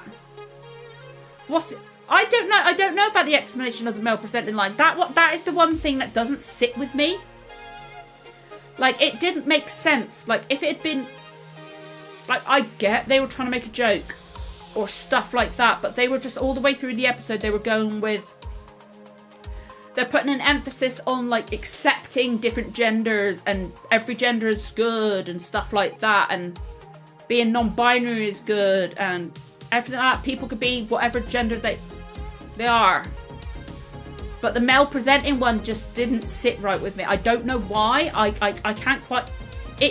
Donna Snark got it. It felt right for Donna, but for Rose, it felt weird. Like, I thought Rose would be more, like, open to every gender, you know? Like, especially with the binary, non-binary part, with them saying it when they're realising that they're both with that. So, like, so yeah, that is the what, like, the male presenting line was weird. But the letting it go bit, the letting it go made more sense once people explained it to me. But the male presenting line, it felt like I guess they were trying to make a joke. It just didn't fit right to me, personally. But, hey, like, there's a lot of stuff that people find funny that I don't find funny. There's stuff that I find funny that other people don't find funny. Making fun of the gender, considering, like, that to me wasn't funny, because it's like, we've, like, put emphasis on the talking about different genders and how every gender's good and stuff like that, and just making people comfortable with who they are and who they're meant to be. It's just, the male presenting line just didn't fit with the rest of everything, with how they've spoken about gender and, like, pronouns and stuff like that. It just felt weird. But you're not gonna land every joke. You're not gonna land every single line. There's like the best things ever can sometimes have one little tiny bit that just isn't good or doesn't sit quite right, you know? Like even the best shows of all time can have like one episode that's just like, that kind of thing, you know? So not every single thing's gonna land. But yeah, like Children of Earth, like I'm almost nervous about it. I don't know why now. Like going into, for me personally, I know it's the way my brain works, but if I don't watch something from the time it starts, it's extremely difficult for me to go back, like go into it retroactively, which is one of the reasons like I'm watching stuff on the channel. It's like The Good Place. I'm only just watching it now. I'm enjoying it, but that's because people voted for it. Blake Seven, obviously I'm decades out of that. Loving it. The show I'm starting in January. I didn't even hear of it until recently. But I've watched 2 episodes of that. I'm already addicted. Already addicted after 2 episodes. It's brilliant. Not my usual kind of thing. So it's like, I would love to watch Children of Earth, but like my head's just like blocking me from doing it. And also finding the time now is a nightmare. But yeah, the Let It Go thing did make sense eventually. Once like talking with other people about it, stuff like that. My head at the time just didn't think of it. It felt like a cop-out, but then retroactively thinking of it, like, which is why comments are good, discussions in comments are good, discussions like this are good. It helps you understand things you didn't understand before. But yeah, the rest of that line just didn't fit well with the rest of the thing, because like the theme was acceptance and stuff like that. The male presented like, obviously, transgender woman, that's absolutely fine, that's normal, that's acceptable. That line just made it feel like men are lesser, which should not be the message. It should have like all for female power and stuff like that, transgender, like non-binary, all that kind of thing. Obviously we're all fine with that, that's all good, that's all normal, because it has been going on for thousands of years. It just gets left out of history books, doesn't it? So like having a go at male presenting is like, it's just, that's not the message you want to send. Like you want to send like we're all equal and stuff like that. You don't want to have a go at belittling men, because that's not right. It's just not right. It's a difficult topic, and yes, I remember that with like the hand and then Jack, and then that was really good. But yeah, like the male presenting one was just a bit very, I guess they were trying something, trying to make a joke. It just didn't work, sadly. But even with that, it was a great episode. Last night's episode was fantastic. A nice contained episode. Really, it was freaky. I don't do horror. I don't do scary. Like, I could, like, watching that episode, I could understand why people like would be watching, like, when Daleks were originally on and stuff like that. Doctor Who can be scary. That episode last night reminded us Doctor Who can be scary, especially with phenomenal, great sets, great lighting, great music, great use of music, phenomenal acting from Catherine and David, phenomenal acting from David and Catherine.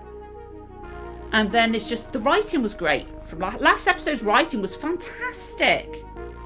Fantastic episode. Like, I loved the first one. Last night's episode was better, even better. I think they were both fantastic episodes. Both fantastic episodes. It was great, Ferdo. How you doing? It's great to have you in, but that's absolutely fine. You're here. I don't know how much longer I'm going to be in because my throat started getting itchy, but I'm glad I've been able to do tonight, talk about things, because obviously my reaction didn't freaking work. I'm not going to talk about... I would love to be able to talk about Wolf with you, but I will probably get emotional yet again. I cry. Launching on D+, you would have thought they had done something with the impact of the 11th hour. Yeah, like, I've said it before, these two so far, they feel like either a mid-season finale or a season finale, maybe Christmas level special, you know? But it hasn't felt like an anniversary special. But then again, I've also said, like, these don't feel like individual specials. They feel like this is more of a mini series, kind of like with Flux. How Flux, it's like Flux was best watched like a book. Best watched like a book. Like middle of Flux, confusing as hell. But then you watch the end, it all ties together, makes sense, you know? So like, I think these three are going to be best, are like a kind of like a book. And like, it'll all come together with the third, and I think the third one will be what really elevates it, or I'm hoping so. Or maybe the Christmas special will be what elevates it, I don't know. Some of the special effects were weird, like when the Doctor and we went out onto the big like promenade, like walkway. It looked weird at first, but then I didn't notice them at all, and I thought it looked great. The alien captain, that made me emotional, because her sacrificing herself was one. No worries, go on, plug.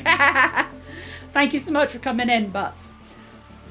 Sorry, my throat is, because I'm getting warm, it's making it worse.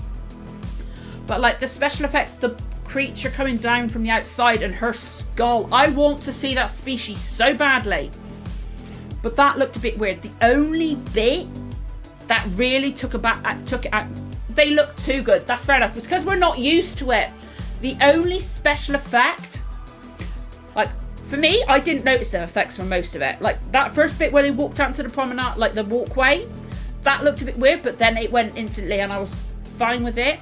The only special effect that looked bad was where the fake Doctor doubled over and put his head between his legs. I don't know if it was the lighting or whatever, but it just didn't blend well. It looked so off. Like it might have been because it's just like he's bending over, you couldn't make it look real. But that looked weird. But I think we're so used to like Doctor Who special effects not being that good that we're just so like, it's not meant to be this good. Like, one of the things I personally love about watching classic Who, I think is part of the charm, is the fact I can see the seam in the sets, and like some of the costumes are weird and stuff like that. It adds to that charm. So like, I think we kind of like with previous modern Who, like having that like slightly weird special effects is kind of added to the charm of Doctor Who, but now we've not gonna have that. Like we still got like with the Wrath Wars, I can never say it, in the previous episode, that was like a prosthetic like costume. So I like the fact they still got as much as, at least with the previous episode, they still did quite a bit of sets with like the individual rooms in this one, but with the previous episode, so much of it was practical, and I love that they do it. So like, I think with Doctor Who from now on, with the Disney budget, they're going to do a combination of as much practical as possible, but when we need like great big grand things like that walkway and stuff like that, and obviously those creatures doubling up, where they might have been able to get like a contortionist to do it and then put David's face on it. And maybe they did do that, and maybe that's why it looks so freaking weird. But I think they're going to do like that really good meld of the two different like practical when it's needed, but when it's needed do special CGI. And like I'm so glad that we're able to do that, because there's so much more that they're going to be able to do now. They've got more budget, they've got Disney backing. So it's funny because I had to kind of get acclimated to the bad effects, and then I really appreciated them. Exactly, like you get used to the bad effects. It's part of the charm from Doctor Who. But now it looks too good, we got to get used to it again, because like, it's weird. I think it's partly weird seeing David and Donna and the Doctor in camera quality that good. Like that was weird at first. It's like when it went to Jodie's level of camera quality, it was like such a weird jump. It's weird. We're still getting used to that, you know, like all the previous Doctors, like Matt, obviously when we went to Matt, the 11th Doctor from 10, that was a step up in camera quality, and then we went from 12 into 13, that was a big step up in camera quality as well. And now we've got Disney budget behind it. It's going to be insane. And I'm so excited to see what having this budget in like practical and special effects and stuff like that, what is that going to allow Doctor Who to do that they couldn't do before? Is it going to be able to do Daleks on a grand, humongous scale or something like that? Dalek ships and being hyper realistic? Because the outside shots of that ship last night were insanely good. And I said it again. I said it before, I'm going to say it again. I want to see the species of that captain. Because it's just that long neck, that skull. I want to know what that species truly looks like, because it looked so freaking cool. It looked so cool. I want to see more of it. I really do, because I'm so excited about what we could get. I'm getting freaking bacon. I'm so sorry. Holy moly. This room is like a bloody sauna, I swear. Hang on. Shit. My fan's not plugged in. Apologies if you hear something or this makes it go weird. I'm just unplugging something so I can plug my fan in. Because just having that little desktop fan. Apologies if you heard that. And also I'll sit like this.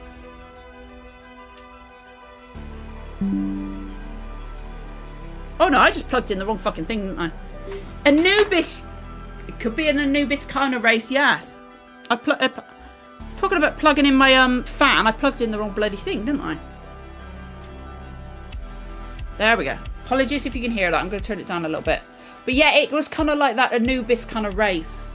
That kind of like skull shape. Looked fantastic. It was like that bit with the finding out about the captain and what she did was so sad and so well beautiful. The danger is the small budgets meant the production team had to get really inventive. That is true. They're going to have to find that fine balance. Like not rely... Like, I hope they rely more on practical than special effects. I really do. Like, I like the inventiveness and the cleverness of, like, how they got around things with what we've seen so far from Modern Who was, like, part of what made it cool. So I really do think maybe that's one of the reasons they brought back Russell, because he's had experience with that kind of level of budget and that kind of, like, having to be that inventive with Doctor Who. Maybe he can bring that creativeness, that inventiveness into what we've got now with the bigger budget and use that kind of thing and let's like find that really good balance. That long arms, the fact that it was practical, it didn't, to be honest, at first I thought it wasn't practical. But the fact that I saw on the behind the scenes thing that it was is crazy. Like it looked, I think at first it looked, maybe at first it wasn't practical, but then they obviously, like when the transition, it looked weird. But then it was practical afterwards. It's so weird. It was freaky, but so well done. It was so funny that, like it was funny, but weird and scary. And I did creep me out. Sorry, just, oh, it's popped up on my phone. Pisses me off. There we go. Okay. Sorry. Oh, God, that fan is just, that fan, little bit of fan has helped. Is this still cold? Oh, good, this is still cold. I'm just going to go like this. And it squipped me out. It was awesome. Like, oh, God. It really creeped me out, and it was just, like, it was that right kind of weird. It wasn't too weird. It wasn't too scary. It wasn't too gross or anything like that. It wasn't too it didn't go too far in body horror. It didn't go too far into the body horror, because I think if they had gone a bit like any further, it would have just not worked. It was that right amount of silly, with like the jaw dropping and stuff like that, and the extendable arms. It was the right amount of silliness, quirkiness, cheesiness, stuff like that, which is what makes Doctor Who for me. Also, I don't get the weirdest episode some distance away from. Look, that I don't get. That wasn't weird. Like, if you're gonna think weird, think of the Absorbaloff and freaking Pavement. That's weird. That last night's episode was weird, but it's not even close to being the weirdest episode. Not even close. It was, again, weird, because weird creatures, and the way they packed them all into, like, folded up into that, like, tight or it looked tight, but it wasn't tight because it was a great big fucking huge corridor. But it wasn't the weirdest, no. And plus, it's Doctor Who. It's Doctor Who. It's meant to be weird. Doctor Who is weird. Doctor Who can be cheesy. It could be scary. It could be funny. It could be dramatic. It could be emotional. It could be all these things. It's always been like that. And people be like, there's so many things like going, oh no, it's never been this weird. Stuff like that. It's never been this emotional. It's never been this dramatic. It's never been woke. Go back and watch Classic Who. Go back and watch Classic Who. Classic Who can be weird. Classic Who can be emotional. Classic Who can be dramatic. Classic Who can be progressive. For the time it was progressive, and it's just like it's just like if it's people saying it's too weird, too emotional, too progressive, too woke, I freaking hate that term. And stuff like that. It's just like, it's always been like that. Doctor Who's always been cheesy. Doctor Who's always been scary. It's always been emotional. It's always been progressive. It's always been freaky and just, it's always been so many different things. Like, we're allowed weird episodes of Doctor Who. We're allowed big explosions, big action sequences. Because that's what Doctor Who is. It's all of these things and more. It's just like, we've said it with the Doctors.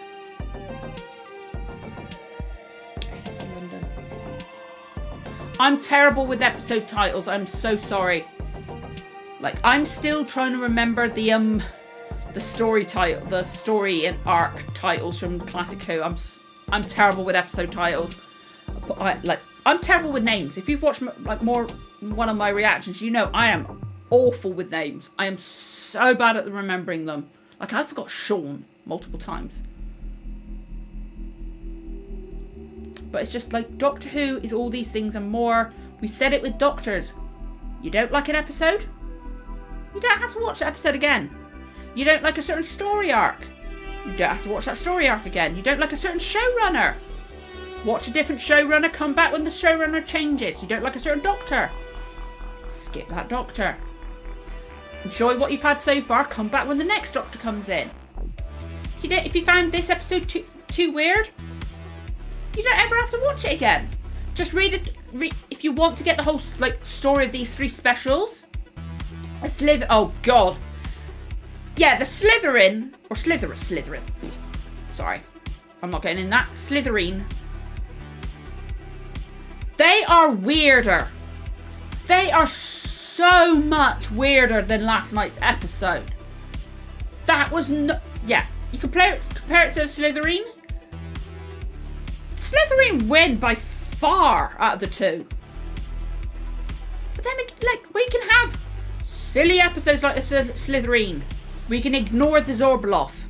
I think everybody can agree the Zorbloff episode just didn't happen because of the paving slab bit of the. Just that's no. But yeah, we can have stupid and ridiculous episodes like the Slytherin farting and weird suits, and we can have spinning Christmas trees. We can have statues that go like this. We can have ridiculous, stupid, weird aliens like patings and stuff like that. We can have so many different things, and we can have terrifying ones. Doctor Who can just be so many. Midnight. That does sound familiar. Midnight Now. That sounds familiar. I'm so bad. Especially when I'm trying to recap other stuffs. My brain can only have so much at the forefront at once. So other stuff just gets left behind. Sometimes there'll be stuff I know, and I know it, and it will piss me off. That my head will forget it. Last night with my reaction, when I was talking about Bernard Cribbins and how when I found out he'd passed away, I bawled my eyes out. I said that there's only been there's very few actor celebrity deaths that have affected me. Bernard Cribbins, Robin Williams, obviously, Heath Ledger, and also, oh my God, Lance Reddick. Last night, I completely forgot the name Lance Reddick. I was so angry at myself because I got emotional over Lance Reddick because he's in my favourite video game series of all time, Horizon Forbidden West and Horizon Zero Dawn. He's silent and he's in so many other things. His death made me cry because of Horizon. So it's like, my head can only sometimes my head will literally leave out stuff I know that I know. And it's frustrating. Like, I might remember that episode completely later on tonight before I go to bed. Or I might... There's been times where I've forgotten stuff. It was back, like, over a decade ago, before my daughter was born. Like, possibly even 15 years ago. I'd watched an episode of Stargate SG-1. Or, like, I was having a conversation with my other half. That's it. I forgot the name of the Asgards. Like, it's the little, like, grey aliens in Stargate SG-1. And also Atlantis. I think, maybe Universe, I'm not sure. But, I forgot the name of the Asgards. I literally woke up in the middle of the night and suddenly went, Asgards! I woke up in the middle of the night because that's when my brain decided to remind me. My brain works in stupid ways. But that's fine. My brain works in stupid ways. I'm always honest about it. I forget stuff. I always say, like, my discussions at the beginning of my reactions can be like 10 minutes long sometimes because I'm kind of I'm just like recapping the episode for other people, but I'm mainly recapping it for myself. And because my brain has got to get all the information out beforehand, which is why I don't mind if people skip it. I really don't mind because I know I go off on tangents and stuff. But I don't edit it out. I don't, like, if I've like done a long pause, like for multiple seconds, where there's no talk, I'll cut that bit. But unless I've said stuff that is like, I find out later is wrong, like I've got the facts wrong or something like that, there's been instances where I have cut out little bits, but 9 times out of 10, I will not cut actual chat out of my introductions. I won't cut it out of my chats at my bits afterwards, because like I like to keep the discussion before and after natural. So like if I mess up my words or I forget something and then realise later on, I'll keep that in because it feels natural. Like people make mistakes, they get things wrong, stuff like that, which is like, people make mistakes with episodes. Like the male presented Time Lord thing, I think was a mistake in making a joke. But not every episode can be perfect. The whole rest of the episode was fantastic. It doesn't matter. Okay, here was me thinking I was going to end at like an hour and a half. And we've just gone on for another like 20-25 minutes. Oh. But no, like, I'm glad I've done tonight. I'm really glad that I was able to do tonight. Even if I'd been in pain, I would have spoken. At least for a bit. Because of the fact my reaction for last night didn't work. I felt like I needed to make up for that. So like, even if I'd just spoken for 10-20 minutes, said something, and then that was it, I would have been happy with that, because I would have been able to say something. So you guys would have got my thoughts on it. But my throat, having that fan on has helped, because it's cooled me down, so my throat's not as scratchy, but it's like, But my daughter woke me Sunday morning. She wakes me up at like 6:30. Like for the last few weeks, she's woken up at 7:30 at the earliest. Like my other half's like had to wake, like start getting her awake, and then she'll like wake up herself. She woke up like 6:30 this morning. I was not amused. Plus I got headaches. I've really enjoyed it. I have. It's like, I really like doing these, and like I said earlier, I think it'd be nice to continue these kind of things, stuff like that. Like doing one for next week, and then do like maybe one like recapping all 3 of the specials, speculating about what's going to happen with Shooty, and then maybe do one after the Christmas one. Obviously, we'll have to figure out what night we want to do that one on, because Christmas period, and then obviously maybe we'll carry on doing it after that. Like maybe we'll do because my reaction to last night didn't work. Maybe we'll do a watch along thing where like we'll where like we could all have our footage of the episode up and go, okay, 3, 2, 1, press the button, because obviously I won't be able to include footage, I won't be able to include sound, obviously, but maybe we can do something where like we just got this part, you know? We could try that, maybe. I don't know. We'll figure it out. We will figure it out. Fucking itch now. But we'll figure it out, because like we'll see like if people want to continue this after next week's one, we'll see.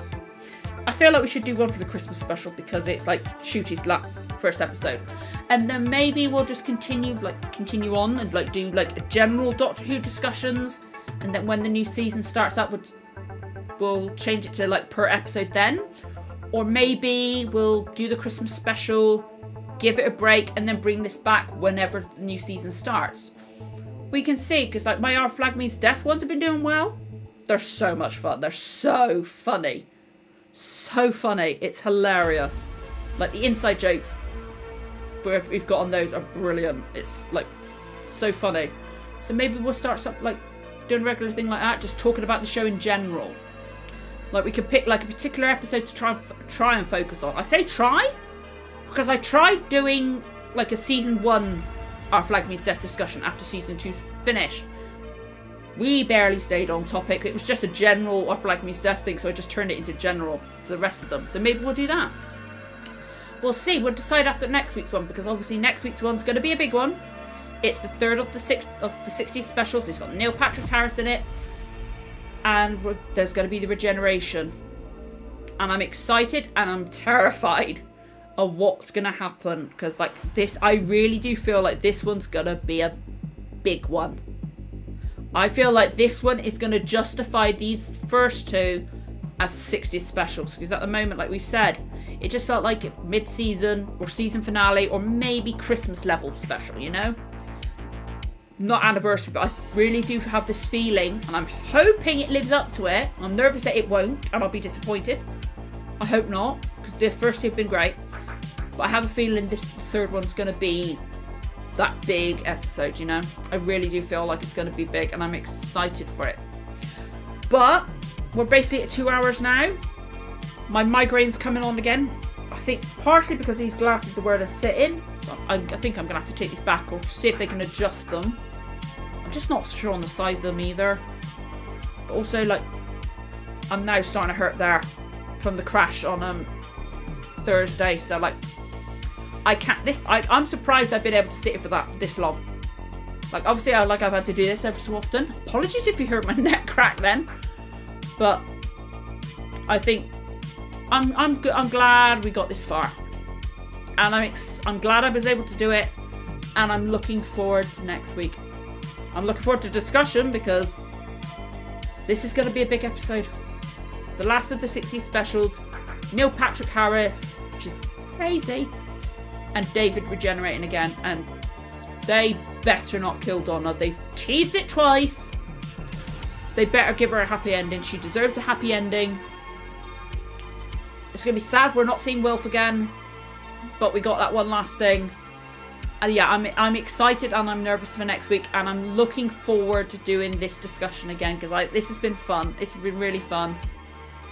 Like, I know I can't carry on talking about Wilf. I can't, because I will cry again. I will. I literally cried. I cried last night. I don't either, but we knew. We knew going into this that he was only going to get these 3 episodes. We knew going into it, like, we knew going into this he was only going to have 3, so we're kind of prepared for it. But I want to know why he's David again. This is the 3rd time he's had that face, technically. Why is this face back? Was it to say goodbye to Donna? Was it? Did the toy maker do this? Did the outside force from the other universe do it? Did what's the name of the woman that the Doctor called Mother that was mentioned in Flux? Was it her that did it? Was it her? Was it because the TARDIS now has the Doctor's original fob watch? Oh no. I can imagine, like, just suddenly realising, oh god, yeah, he's going next week. That must be heartbreaking. But is it like because the fob watch with you Doctor's original memories are now inside the TARDIS, because obviously she 13 dropped it inside for the TARDIS to look after. Is it because that's now inside the TARDIS being looked after? Has that affected the regeneration? Maybe. I can't... That's the main thing. Like, I'm excited for Shooty. I'm excited for more David. I'm excited for Neil Patrick Harris. My main thing is I want to know why we've got Tennant's face back. I want to find out the explanation.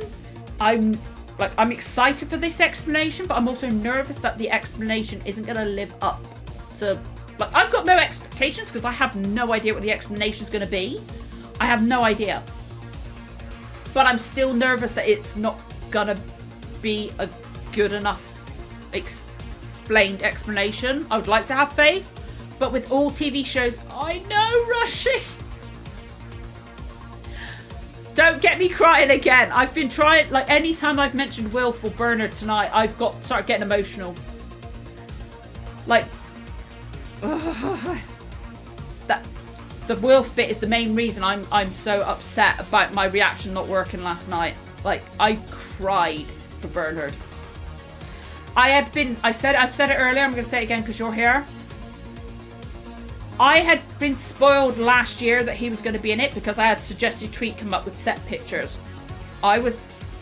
When he passed away, I was actually kind of pleased that I knew he was going to be in it, so I was mentally prepared. Or I thought I was mentally prepared. I got so emotional seeing him. It's just beautiful.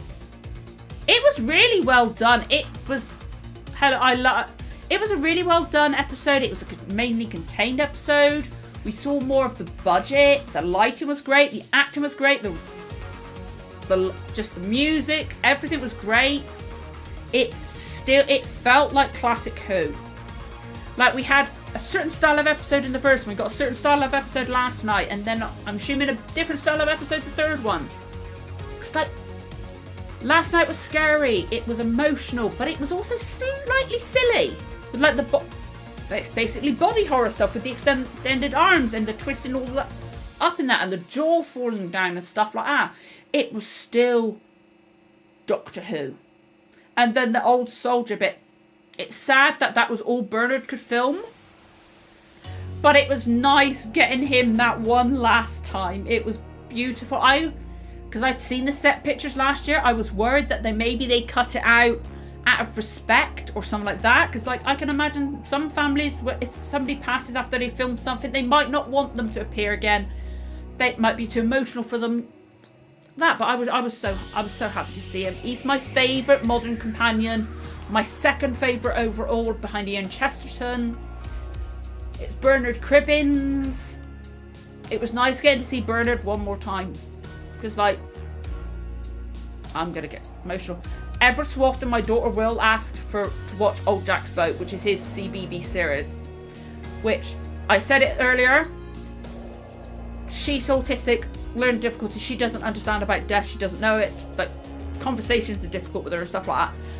She goes through periods where she'll ask for a certain TV show or a certain film, and we'll watch it on repeat. If it's a TV show, sometimes we'll watch an episode on repeat. She goes, every so often she'll want to watch Old Jack's Boat. She hadn't asked for it in months. The day he passed away, she didn't understand death again. She doesn't understand that. The day he passed away, obviously they put more episodes on as a tribute for him. She didn't see the episodes, the TV was off. She asked for Old Jack's Boat. We watched it multiple times. It was lovely. Like, Bernard's always been there. Across the generations, it's like Jack and Ori, Wombles, Doctor Who and the Dalek Invasion of Earth, which I will be recording a reaction to. Still need to get Doctor Who and the Daleks movie reaction out. Apologies. Car crash on Thursday kind of like got in the way of that. And plus, like, I can't sit still for too long, so I'm gonna feel sitting here for this long in the morning. I will feel it. But I needed to get today. But it's like, he's always been there, so it was nice seeing Bernard that one final time. It was really nice. Apparently he was written for more episodes, but he wasn't able to film anymore. So like he is mentioned as being apparently it's I'm trying to remember how Russell worded it. He put it on his Instagram that he's safe and sound, he doesn't disappear, but he's just Bernard wasn't able to film. So it was beautiful getting to see him again. It was really nice. I've seen Doctor Who and the Daleks. That's the only one I've done so far. I'm trying my best to edit it. Again, like I said, I haven't been able to sit still for long enough because of like my shoulder, which is why I didn't release Blake 7 this week. Because it's like sitting, like I'm gonna feel this in the morning. I really will. Like, or like just as soon as I stop and think about it, I'm gonna hurt there. But it was all right. Like, obviously, I don't want to go too much into it because I've got my reaction, and I would like people to watch my reaction. But like, he would just. It felt. I don't know how to describe it. Not stereotypical. Like, it felt like a tropish old man. Mannerisms were a bit weird. It did like aim towards children. One thing I'm going to say, I mention it a lot in my reaction. Obviously, the actor who played Ian in the film, legend here in the UK. He was a legend. But I hated what they did with Ian. Hated. But Ian, I might be a bit biased because Ian is my favourite Doctor Who companion of all time. I hated the fact they made him into they made him into a bumbling fool. Ian is not bumbling, he's not a fool. He is super intelligent, he can fight, he's clever, he wouldn't make mistakes like falling into things. And just, like, I could have taken the Barbara being the Doctor's granddaughter. Weird. The Peter Cushing kind of like the mannerisms and stuff like that kind of got a bit too much for me personally. Like, I could see at the beginning, like, it felt like kind of like they had little bits of elements of William Hartnell. Favourite so far, very true. Justice for Ian, the Knight of Jaffa. 99 years old now he is. That's one thing I want to see. Like, I've said it before in my previous like things. I want Susan to be in next week's episode. If they don't get Carol Ann Ford in there somewhere, it's a travesty. I want, at some point in the future, whether it's just a one-off appearance, or he's a new companion, which would be beautiful, or whether he's a doctor, because that would be wonderful too. Alfred Enoch. Alfred Enoch is How to Get Away with Murder and Harry Potter, which I'm not going to go into. I want him to be in it. He's a phenomenal actor. I think he was in Foundation as well. Brilliant actor. But he is William Russell's son. William Russell was in his 60s when he had him. But once you know he's William Russell's son, you can see it. Because he's got the dimples. He's got his smile. He looks like him a lot. I want him to be in it somewhere. That would be a nice tribute to William. But, yeah, like, in the Doctor in the Daleks movie, I really, really hated, like, Roy Castle. Legend. Nothing against him. He was performing his role. And, like, if I had watched Classic Who, I might have enjoyed it more. Ian is not a bumbling fool. He is not, and he has never been a bumbling fool. I was actually kind of annoyed quite a lot. Because, like, is all I'll say. It really frustrated me, and I'm so sorry. See, I go to end, and I've spoken for another 15 minutes. This always happens to me. I speak for too long. But it's 20 to 12 now. It is 20 to 12. My daughter woke me up at 6:30 on a Sunday morning. God knows when she's going to get me up in the morning. Got to get her to school. I've got a phone call meeting to do. I've got to film my Classic Who reaction. Hopefully getting a Yeah, young Susan was fantastic. She was brilliant. Like, I got Susan being young. That didn't bother me at all. The actress was brilliant. That little girl was fantastic. She was great. I need sleep because, like I said, got to get my daughter to school, got to go get shopping, got to film classic Doctor Who reaction. I'm like, there's another show that I'm gonna start releasing in January. I'm only 2 episodes in. I've filmed 2 episodes.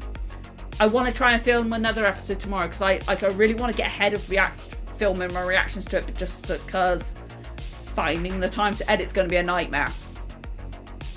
But I'm excited. I just want to watch another episode as well because I'm hooked in it after 2 episodes. So I've got that to do.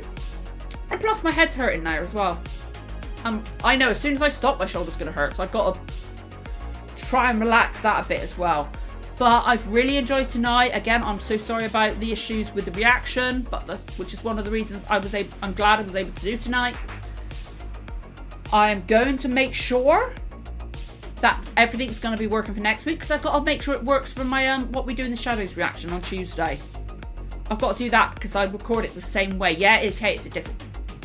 I can make sure I could do it on BBC iPlayer because season 3 is on BBC iPlayer, so it will be a true test of getting things to work for next week.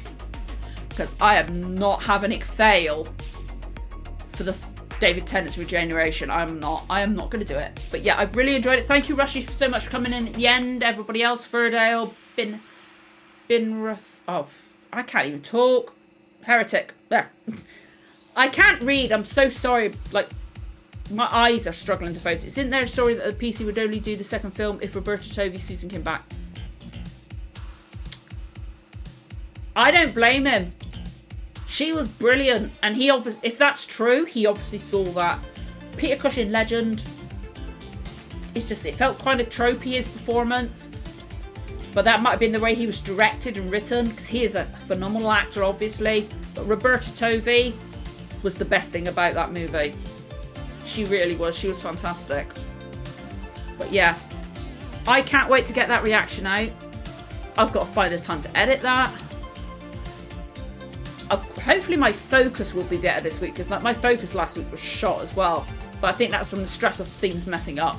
So hopefully, fingers crossed, if I can get the microphone stuff working for What We Do in the Shadows, and also next week we should be a bit better with my focus. I've got shitloads to do. But I need sleep. My eyes are getting tired. I can see it. I don't know if anybody else can, but that doesn't help with the bigger the glasses. But yeah, we're going to wind down now. It is now pretty much 11:45 at night. I've been up since 6:30. I need to go sleep. But yeah, I've really enjoyed tonight, guys. Thank you so much, everybody, for coming in. I'm looking forward to next week. And here's going to the final 60th special.